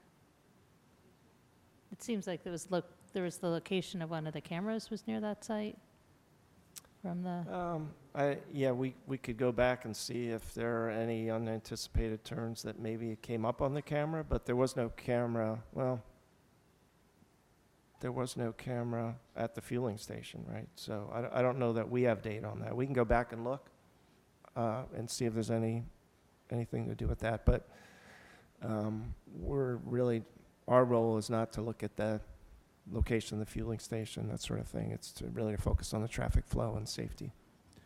I do want to add that I think it's, there were projections done for that site as part of the 2014 study by the other consultant. I think I saw volume diagrams that kind of showed how much traffic would be generated by that site. I don't think yeah. So there are projections, obviously, but there is some data for that site, I believe. Hi, Jim Litvak, 61 Laurel Road. You have to get really close to the mic so people can hear you. Jim Litvak, 61 Laurel Road. 2 questions. How long did the cameras run? You spent 1 day observing, but you had cameras going. How long did the cameras go? I think they were out there. The cameras were out there for a week. The actual study is only done based on the one critical peak hour during the day, or 2 a.m. and p.m. We do have the data for a whole week, but ultimately the analysis itself, the study is done for the a.m. and p.m. peak hour. Was it a normal week for the schools? Was the day you observed a normal day? So that's a very small sample to reach conclusions on. I agree. It's kind of the standard that we do. You typically select Tuesday, Wednesday, Thursday. That's the only days we do the counts, and that's kind of what's been identified as a typical weekday, and that's kind of the standard. Just to base it on one day, just from a cost efficiency standpoint. I don't know how much it costs to run a camera, but I would suggest in the fall, maybe you run a few more cameras and take another day to look. Because you're reaching conclusions on very little information. You know, typically you do have the machines in place for a week. That tells you the variation from, 15-minute period to 15-minute period, hour to hour, day to day, overnight versus daytime. You can isolate when the largest demand is, and then the way intersection design is done, as Pete said, is based on the peak hour. So you pick out of that period, the peak hour. Typically, you do look at a Tuesday, Wednesday, or Thursday. We stay away from Monday and Friday because on average, those are a different sort of average. So the Tuesday, Wednesday, Thursday are much more average. Fridays, you have different factors around, in this region, a lot of people go to the shore. There's traffic earlier. So there's all sort of factors that go into the selection of those days, but that's typically how it's done. You put the machines out for a week, you identify the highest 1 hour peaks in the morning, in the afternoon on those typical days. Sometimes you do a weekend peak hour. In this case, because schools are not in place, we didn't look at a weekend, but that's pretty much standard as to how traffic studies are done. Well, my point was not that Tuesday, Wednesday, Thursday isn't a good thing to do. My point was taking a specific Tuesday, Wednesday, Thursday and reaching a conclusion strikes me as a little iffy, and you might want to look at more samples. Okay. Just if you want to do social science research.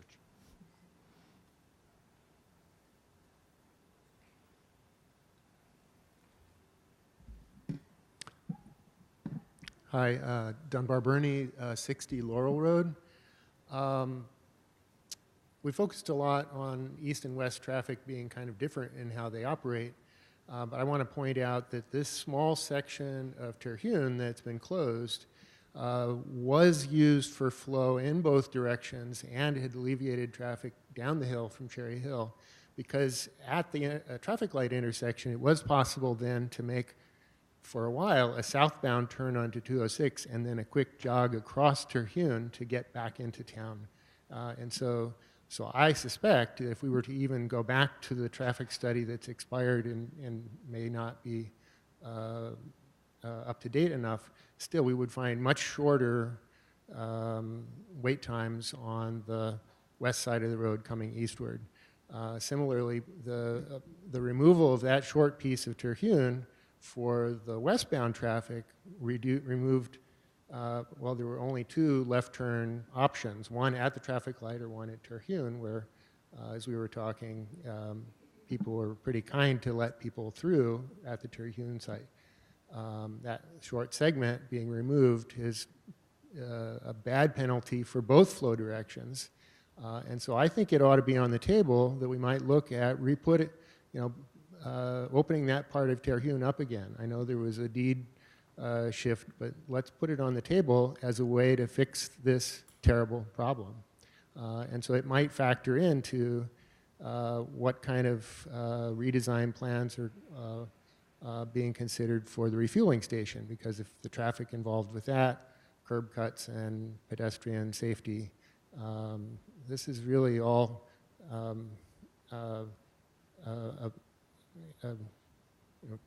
a bad problem caused by removing that one small segment. If you look also at the brightness of the spots along the road there, it seems that, in fact, while there's a lot of accidents at all of those orange spots, the one that's the least orange is the one that you took out. By removing that Terhune segment, then you've removed the safest of the left turn options. So please put it on the table that we might reopen that segment of Terhune, maybe not quite exactly in the same place, but allow for the traffic flow and more options that people driving at different times of the day might be able to adjust and flow more smoothly. Thank you. Mayor, can I just speak to that?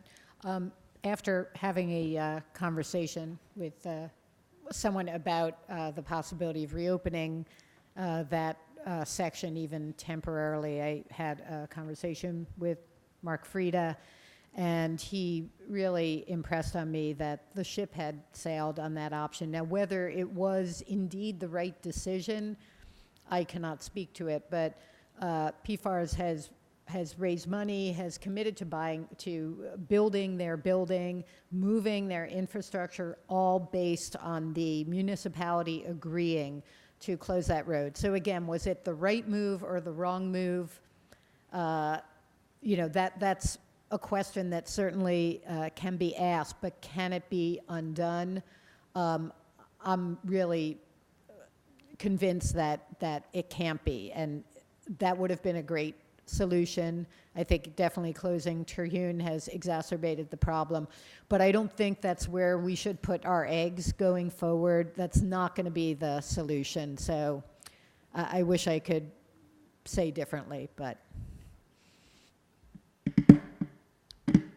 Judy Leopold, 172 Red Hill Road East.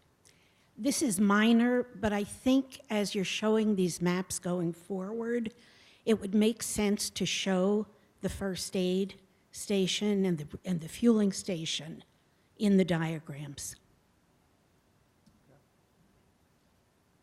Okay, thank you. Is there anybody else who'd like to speak? Hi, I'm Katerina Vishnik, 14 Terhune Road. I'm actually the house right on the big red dot right in the middle of that diagram. So I, every day when I take a walk with my 2-year-old daughter, and the number 2 is very close on the way, we're very afraid of those few intersections. So I just want to reiterate everything that Louisa Clayton said earlier about really focusing on the pedestrians and cyclists in those intersections and not just the delay for the traffic and car accidents. It's really paramount. And secondly, you mentioned the sidewalks, the 6 foot sidewalks, which, affects my property. So I was wondering, what is the time frame for that? Is this something that's going to happen in the next few months, or is it something that's going to happen like 2 or 3 years down the road? Like, what can we expect?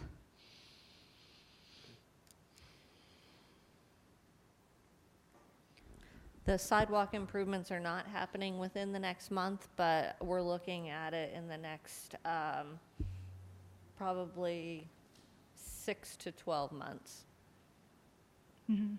Okay, and will there be any communication with us before that happens? Oh, yes, definitely. We'll have a neighborhood meeting when we get further along on that project, and we'll reach out to you directly as well, because you are that corner property that's Mhm. so very close to all those improvements. Mhm. Okay, all right, thanks. Is there anybody else who'd like to speak? All right, so I'd like to bring it back to council, and I guess the first thing that probably goes without saying, but I just wanted to say that we'll put this report up on the website if it's not up there already, and we'll try to make sure that it's in a place where it's easy to find on the homepage for now, and then ultimately you can find it on, should we say, the engineering page. So if people are looking for it, they can go to it there. I don't know if there's other questions or comments from council, but I think that there was a ask that there's some consensus, at least for this first set of recommendations, which was to go to DOT and ask for some of the green light time that's currently on 206 to be shifted to Cherry Hill, and then in addition to put separate left-hand turn lanes on both directions coming towards 206 from Cherry Hill. I guess both east and west. So is there consensus from council to put that support into DOT? Do you need a resolution from us at the next meeting, or would that help? Okay, so we can work on putting something on the agenda for the 22nd for that. And then can you just walk through again, assuming we're successful with that, there's other pieces of this that were all on Mount Lucas, Witherspoon, so we will also be moving forward with those improvements, including the sidewalk improvements within the next year, 6 months to a year. What I'm hearing from folks is that especially those sidewalk paths are really important for the school kids, and so it'd be great to try to prioritize those and get those in before the fall, ideally. I know that's not much time, but at least to prioritize those. And then can you walk through what the next steps would be after those first sets of initial improvements?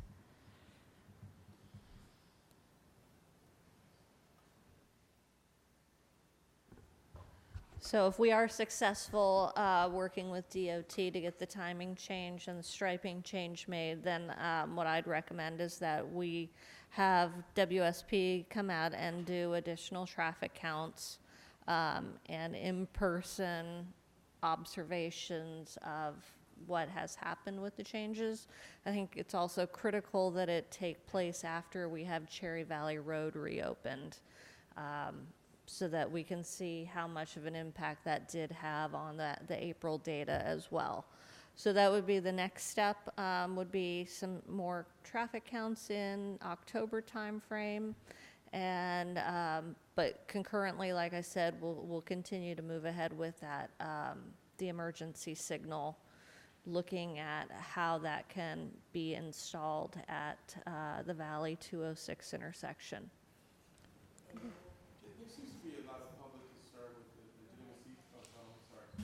I usually speak loudly anyway, but there seems to be a lot of public concern about the legitimacy of the the traffic study and the traffic count that was done, and that a lot of the conclusions are based on.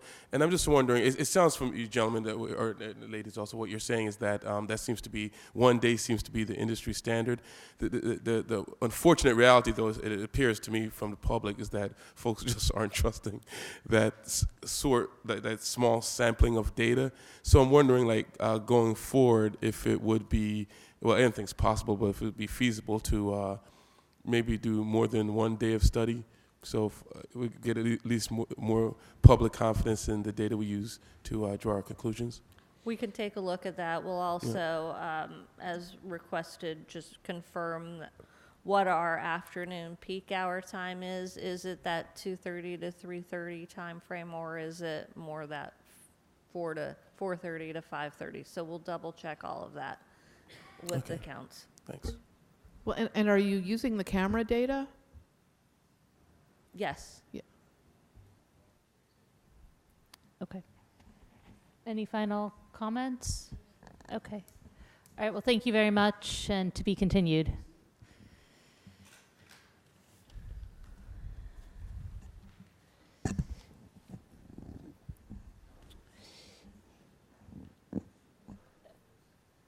Okay,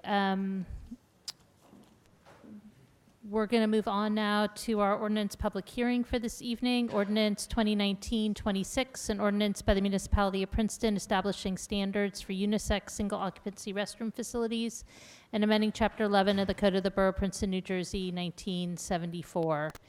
And I'd like to reopen the public hearing for this ordinance.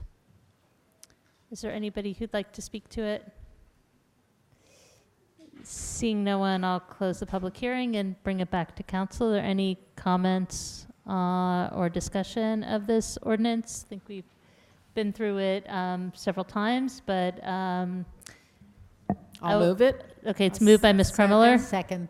Seconded by Ms. Fraga. And before we take the vote, I just want to thank the Civil Rights Commission for bringing this to council's attention, and I also want to thank the business community for being so supportive also, and the university. Thank you.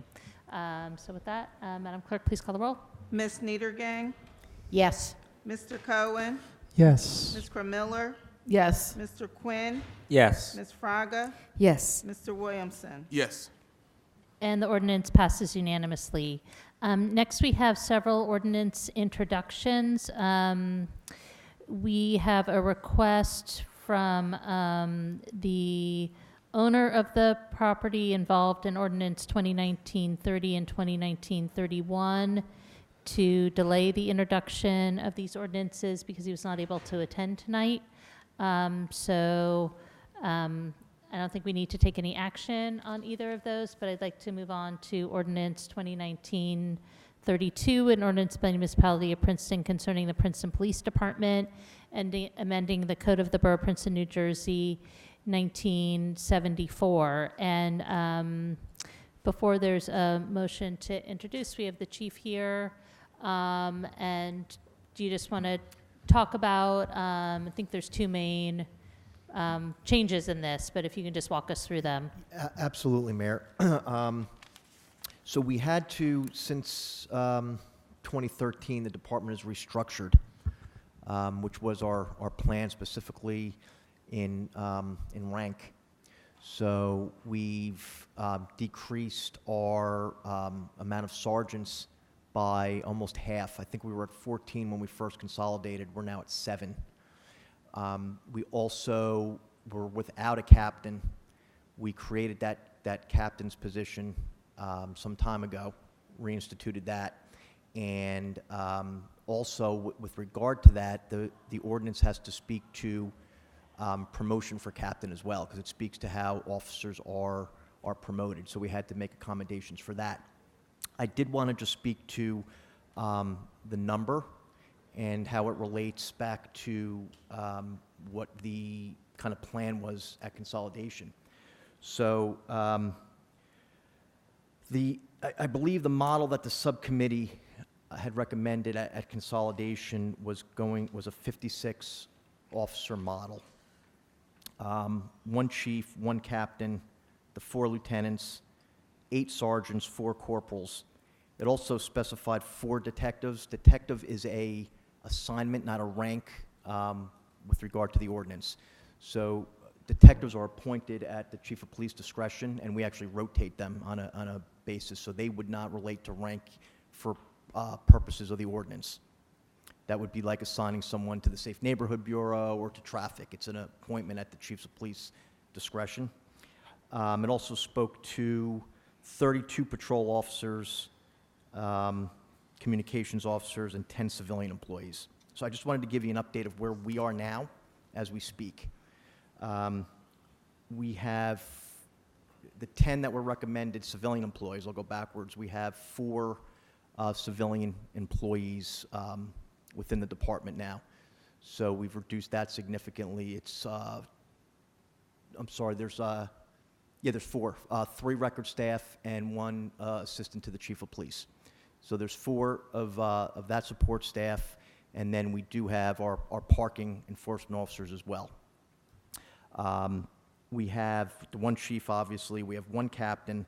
We have 3 lieutenants currently, where the recommendation was 4. We're content where we are at 3 lieutenants currently. We are at 7 sergeants as opposed to the 8 that were recommended. So we've reduced there significantly. We're at 4 corporals, and that 36 patrol officers as recommended in the ordinance is 32 officers, and it's important to remember that detectives their rank is patrol officer. So they're assigned to the Detective Bureau. So those 4 detectives is where we get at the 36 patrol officers. So we are actually, well, I don't want to say ahead, but with that proposed number, we will be below the recommendation of the subcommittee or the committee at consolidation. Keep in mind, we have hired probationary officers. We have 6 probationary officers in the police academy right now. And that was a step taken by, if you recall, by council to approve that with regards to preparing for attrition. We expect, well, I shouldn't say expect, but we are I'll call it a threat basically, because it's a threat to the department with regards to the number of people that can retire in the next year. So we can lose 10 officers as of this time next year, and that's what we're preparing for. So, and those officers are all officers in rank, with the exception of 1. So what we've done is set a plan in place that will, our newest officers will be out of the academy in July. They'll probably be ready for patrol in late 2019, early 2020, and then that kind of sets the ball rolling to prepare us for expected retirements. And when all this comes together, we are where this ordinance puts us. Thank you. And just one thing I want to make sure some of the new council members know too is that it's been a priority of council and also of the chief and the department to make sure we have a diverse force. And one of the tools in recruiting is to recruit officers and not have a requirement that people have already gone through the academy ahead of time. And that just opens up the pool of potential applicants to a much more diverse set of candidates. And we've actually been really successful in recruiting really high quality people who come from a diverse set of backgrounds. And but it takes extra time to do that, and especially at this moment where we are going through such a big transition, it ends up where we're doubling up if you count the probationary officers. But in the end, it's helping us to meet a really important goal too that Public Safety Committee has talked about, and also previous iterations of council as well. Mr. Cohen? So I'm just unclear still, after the chief's presentation and reading the memo, how much of the information about the counts of different ranks and so forth is actually being adjusted in this ordinance, and how much that was just for background information? So we specifically, I think that I'm going to answer your question. The biggest piece of the ordinance is the captain's position. To reinstate that was not there. That was changed at some time ago when the captain's position was vacant. So that's really the biggest piece. We had to update the number of sergeants from 10 to 7 to make that accurate. So to downsize that to 7. And then the other important piece is the the eligibility for promotion to include the captain. If you read, each rank has an eligibility, so we had to update the captain's position in the promotional process, if you will, by ordinance. Okay. Those are really the major changes. And there's also a shift in the patrol officers, but sorry, it balances out the Yes. decrease Because of in the sergeants. detectives not being. So Yeah. you're decreasing the sergeants from 10 to 7, but increasing patrol from 33 to 36, so it's no overall increase? That's correct. There is no overall increase. Okay, that's what I could, that's why I sent the Yes. And email today, so I'm, it made me thank think you. too, and Okay. look back. It's really a restructuring, and to make the ordinance accurately represent where the department's at currently. Okay, thank you.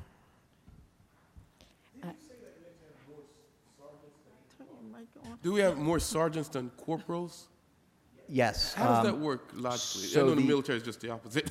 So the corporal position was specifically, for context, the borough didn't have corporals, the township had corporals at the time. Okay. And it's a very important rank, because what it does is it gives us redundancy on patrol squads only.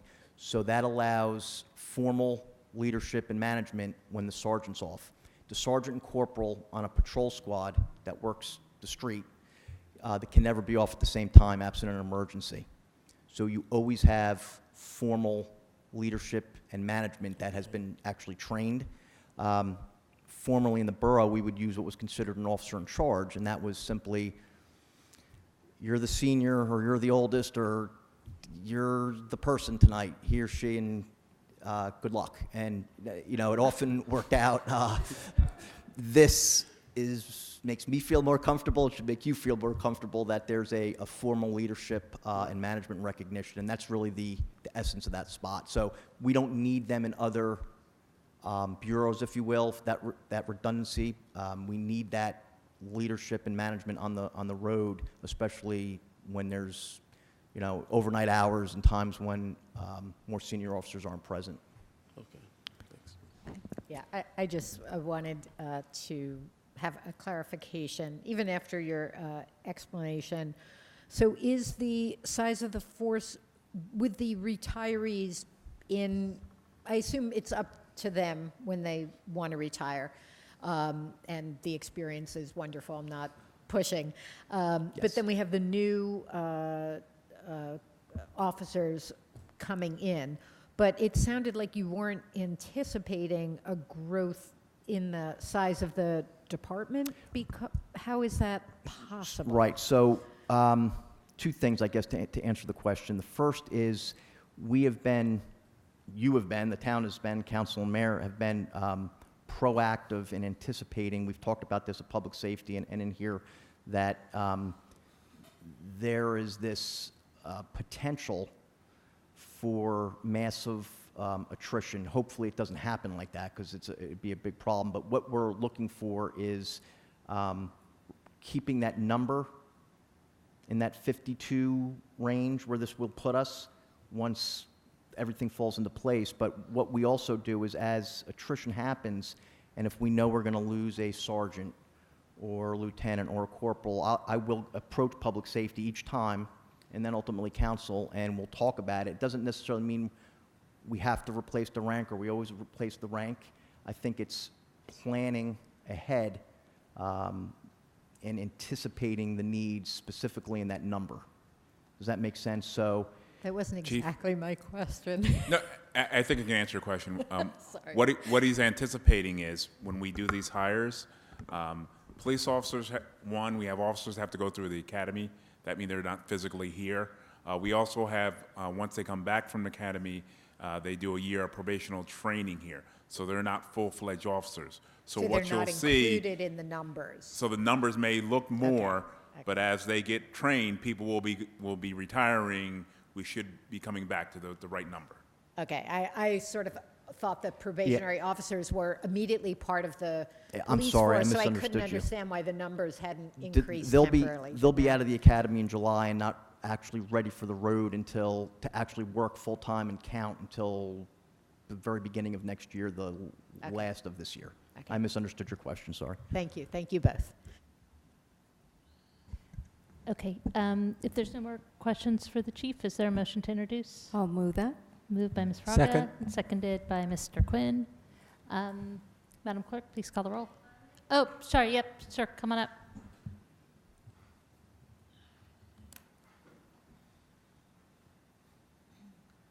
Kate Warren, Jefferson Road.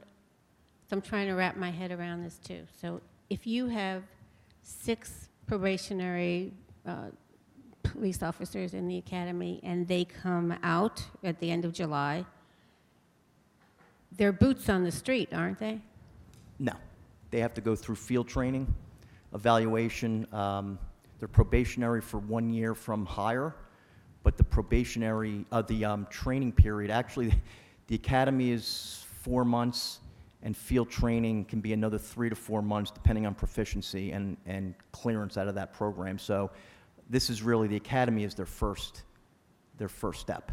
The real work begins when they come out and they get assigned to a field training officer and learn Princeton and everything that goes into this. So the average time is about 3 months.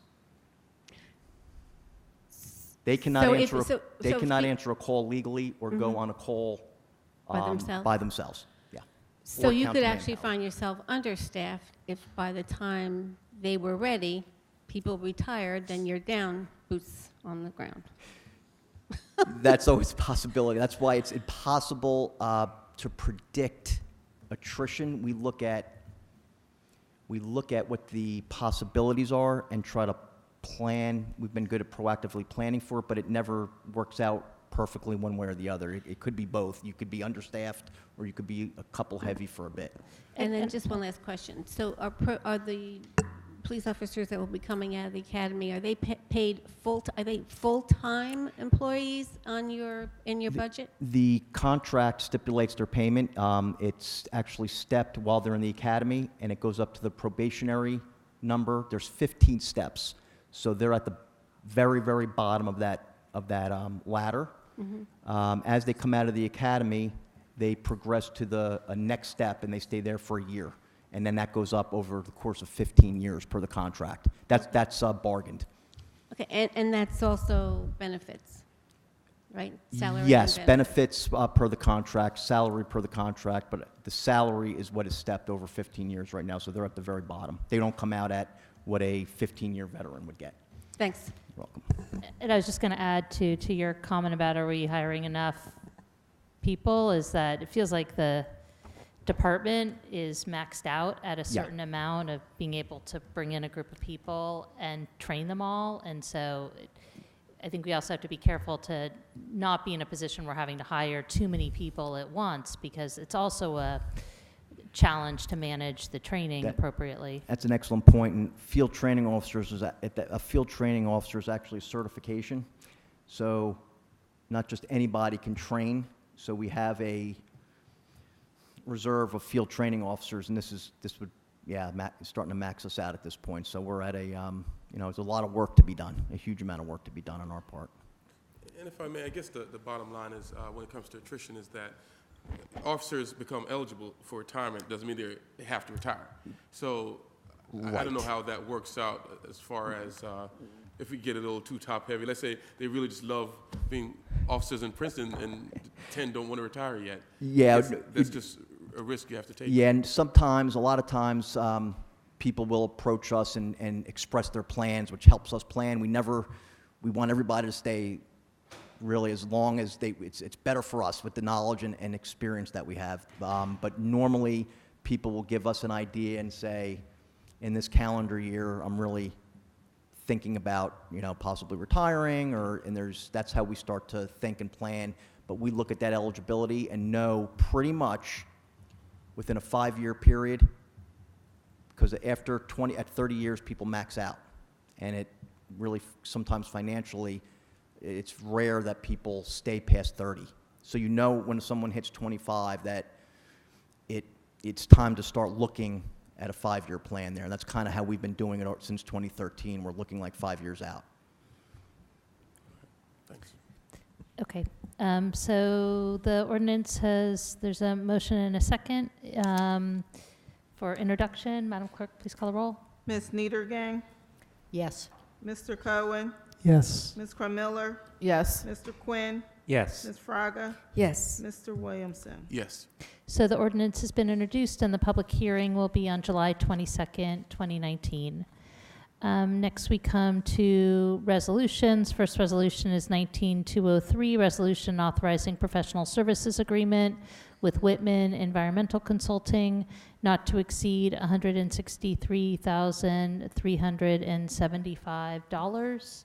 I'll move it. It's moved by Ms. Kremiller Second. and seconded by Mr. Quinn. And are there, I did have a question, but are there any questions or comments from council? I did have one question. So as I was looking it over, a particular word stood out to me. One of the things that they'll be testing for is hexavalent chromium, which I am familiar with from watching Erin Brockovich, as embarrassing as that is to admit. And wow, so I'm just wondering why that is called out in particular. That's a groundwater contaminant produced through industrial processes. So I'm like, there were no other specific, not a lot of other specific chemicals named, and I'm wondering. I wish I could answer that question for you, but I do not have that technical knowledge, but I can Okay. find out for you. Okay, I'd be interested. Thank you. Mr. Cohen? I actually do have a question too about one of the things that the contract provides for is actual removal of some contaminated materials. And I'm curious whether there's certain kinds of known contaminants that are expected to be removed under this contract, or are we talking about removing things for testing, or what's anticipated to be removed? The portion being removed is the asbestos. There's a container of asbestos they're securing the asbestos and they will remove that. That's the only component. The rest of the contract will be for testing of the area surrounding the site. And then I just have a question about process. So normally when we have a contract of this size, we will have gone out to RFP. And can you just talk about why Whitman is here, whether you talk to anybody else? I know Absolutely. there's a desire to move quickly, but if you could just walk through the process. Absolutely. The contract you see before you was precipitated due to a notice of violation received from NJDEP. We had to respond within, I believe, between 5 and 10 days response time, so it was really critical that we got someone on board quickly. Whitman is doing our interface. We've had experience with them, very good experience with them at Avalon Bay. We did reach out to another firm to get a proposal from that firm. They actually wanted the proposal just to go out to the site and to do an initial inspection, but based on the timing of everything, we really needed to move forward and have someone interface with NJDEP on these issues. So we've chosen, this is a professional services contract, which does not require a bid or quotes. You really make your decision based on the qualifications. Whitman is a very qualified, renowned firm who's done this business, and we've had the experience with them in the past. Okay, thank you. And I just want to open, is there anybody here who'd like to speak on this resolution before we vote? Okay, all in favor? Aye. Aye. Any opposed? Resolution passes unanimously. And next we come to 19204, resolution authorizing execution of an agreement for payment in lieu of taxes pursuant to NJSA 5514K-1 with RPM Development LLC, 900 Herrontown, Princeton, LP, for property located at 900 Herrontown Road and identified as Block 901, Lot 21 on the Princeton tax map. And this resolution is important for council to pass as part of the application for tax credits in order to make the financing for this project possible. I don't know, did you want to add anything to that? Not to that, but I did want to point out that there was a minor revision to the resolution, and I just want to make sure that when you guys vote on it, that you're voting on the amended version. Okay, so yeah, so I will just let people know that the an earlier version of the resolution speaks to 65 affordable units, but there's actually 64 affordable units. So when I ask for a motion, it'll be referring to the version with 64 affordable units. Correct, yeah. That's the red line version. That's the red line in our version, and it packet. specifies 64 affordable units plus one superintendent unit. And when you come to the next resolution, which is the resolution of need, the same change has been made there as well. Okay. So is there a motion to So approve this moved. resolution? Second. Moved by Mr. Cohen, seconded by Mr. Quinn. Any comments or questions? I just want to make a comment that we can still refer to it as 100% affordable anyway, legally. All right. Is there anybody else who'd like to speak to this?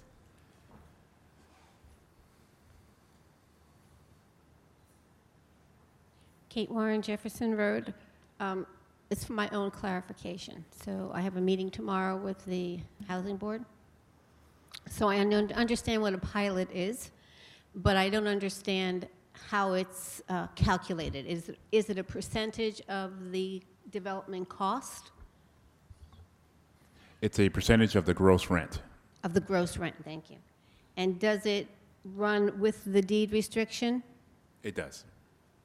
And the final question, I vaguely remember somewhere in the back of my head that pilots are only given to designated areas that a municipality designates as in need of redevelopment. So is that the case here? I understand why you're doing it, and I support it, but... Yeah, I don't think that's a requirement when it's affordable housing like this. So there's also a pilot agreement with Princeton Community Village, for example. And there might be others that... That's right. Okay, great. That's it. Thank you. Yep, thank you. If there's any other comments or questions, and if not, all in favor? Aye. Aye. Any Aye. opposed? All right, resolution passes unanimously, and now it's 19205, resolution of need for 100% affordable housing project to be constructed by RPM Development LLC, 900 Herrontown, Princeton, LP. And again, this is to help support the application for tax credits that will help to finance this project. Is there? I'll move. Moved by Second. Mr. Quinn, seconded by Ms. Niedergang. Any comments or questions? Any comments from the public? All in favor? Aye. Any opposed? Resolution passes unanimously. Next is 19206, resolution authorizing the award of a contract to Wilfred McDonald Incorporated Educational Service Commission grounds equipment bid number ESCNJ 1819-25 for a Smithco Sandstar 2 45-002 athletic field grooming machine in the amount of $20,409.60 for use by the Recreation Department. Is there a motion to approve? So moved. Moved by Second. Mr. Cohen and seconded by Mr. Williamson. That's correct. Are there any questions or comments about this resolution? Comments from the public? All in favor? Aye. Any opposed? Resolution passes unanimously. And next we come to 19207, resolution terminating agreement with ICUNJ for improvements to Linden and Spruce Streets. And we This afternoon, there was a court hearing on this matter, and the court issued an interim order that prevents us from acting on this resolution tonight. So we've been advised to remove it from the agenda pending further order of the court. So do we just not vote on it? Okay. So we'll move on then to 19208, resolution authorizing an extraordinary unspecifiable service contract with R&D Consulting for information technology support from July through December 2019, not to exceed $42,900. Is there a motion to approve? Moved. Moved by Ms. Krummeller. Is there a Second. Seconded by Ms. Fraga. Any comments or questions? This sounded familiar, so I went back and looked, and I think we had a similar resolution a few months ago. And I think I'm repeating myself, but I'm wondering what these outside consultants, I mean, does this indicate that perhaps our IT department needs to be larger? And we have 2 full-time IT people, but now this contract is going through the entire 2019. And I don't know if, again, these are short-term things or long-term things, but is this the best solution to, and it might be, but. Just to take you back a little bit, the initial resolutions you saw for this contractor were based on the fact that, one, we had some vacancies in the department. As we reorganized the department, we're actually down 1 full-time employee. So what we've done is kind of re-establish the department with 2 full-time employees. And what we're using this firm for is actually to provide us with some assistance on major projects that we may have. We have a big major departmental-wide software upgrade, computer upgrade. They provide that support, or big server support, big projects, or anytime where we need a surge. So moving forward, we do expect to see them kind of regularly as part of our IT kind of component as an outside consultant, providing additional assistance to the department. What this allows us to do is when we need the assistance, we can kind of bring the surge in. When it's not needed, we don't necessarily have to have someone on board as an employee. Do we expect to hire a third IT? No, we do not. No. Okay. So there was a woman, I think, named Pat, who was in IT. Has she? Okay, so when new hires come, we often get an announcement that someone has been hired. Is that typically done with people departing? Because I may have very well missed it, but I wonder if it's not standard procedure, would it be? Because I actually had some email interaction with her about something, and I emailed her and she never responded, and I was just sort of let it go, but I didn't realize she wasn't there any longer. So. In some cases, I'm not sure if there's a formal process in place, but in most cases, when people do leave, something goes out. But I can ensure that council at least gets that information. That on a would be regular helpful. basis. Thank you. Mhm. Somebody remind me if this ordinance has already been moved and seconded. It has. All right. Is there any further question or discussion? All right. All in favor? Aye. Any opposed? All right. Resolution passes unanimously. Next is 19209, resolution authorizing participation in the Alliance for Competitive Energy Services, ACES, cooperative pricing system, and ACES Plus program for renewable energy consulting services. And this resolution sets the stage for our application for a community solar project. Is there a motion to approve? So moved. Moved by Mr. Cohen, seconded by Mr. Quinn. Any questions or comments? All in favor?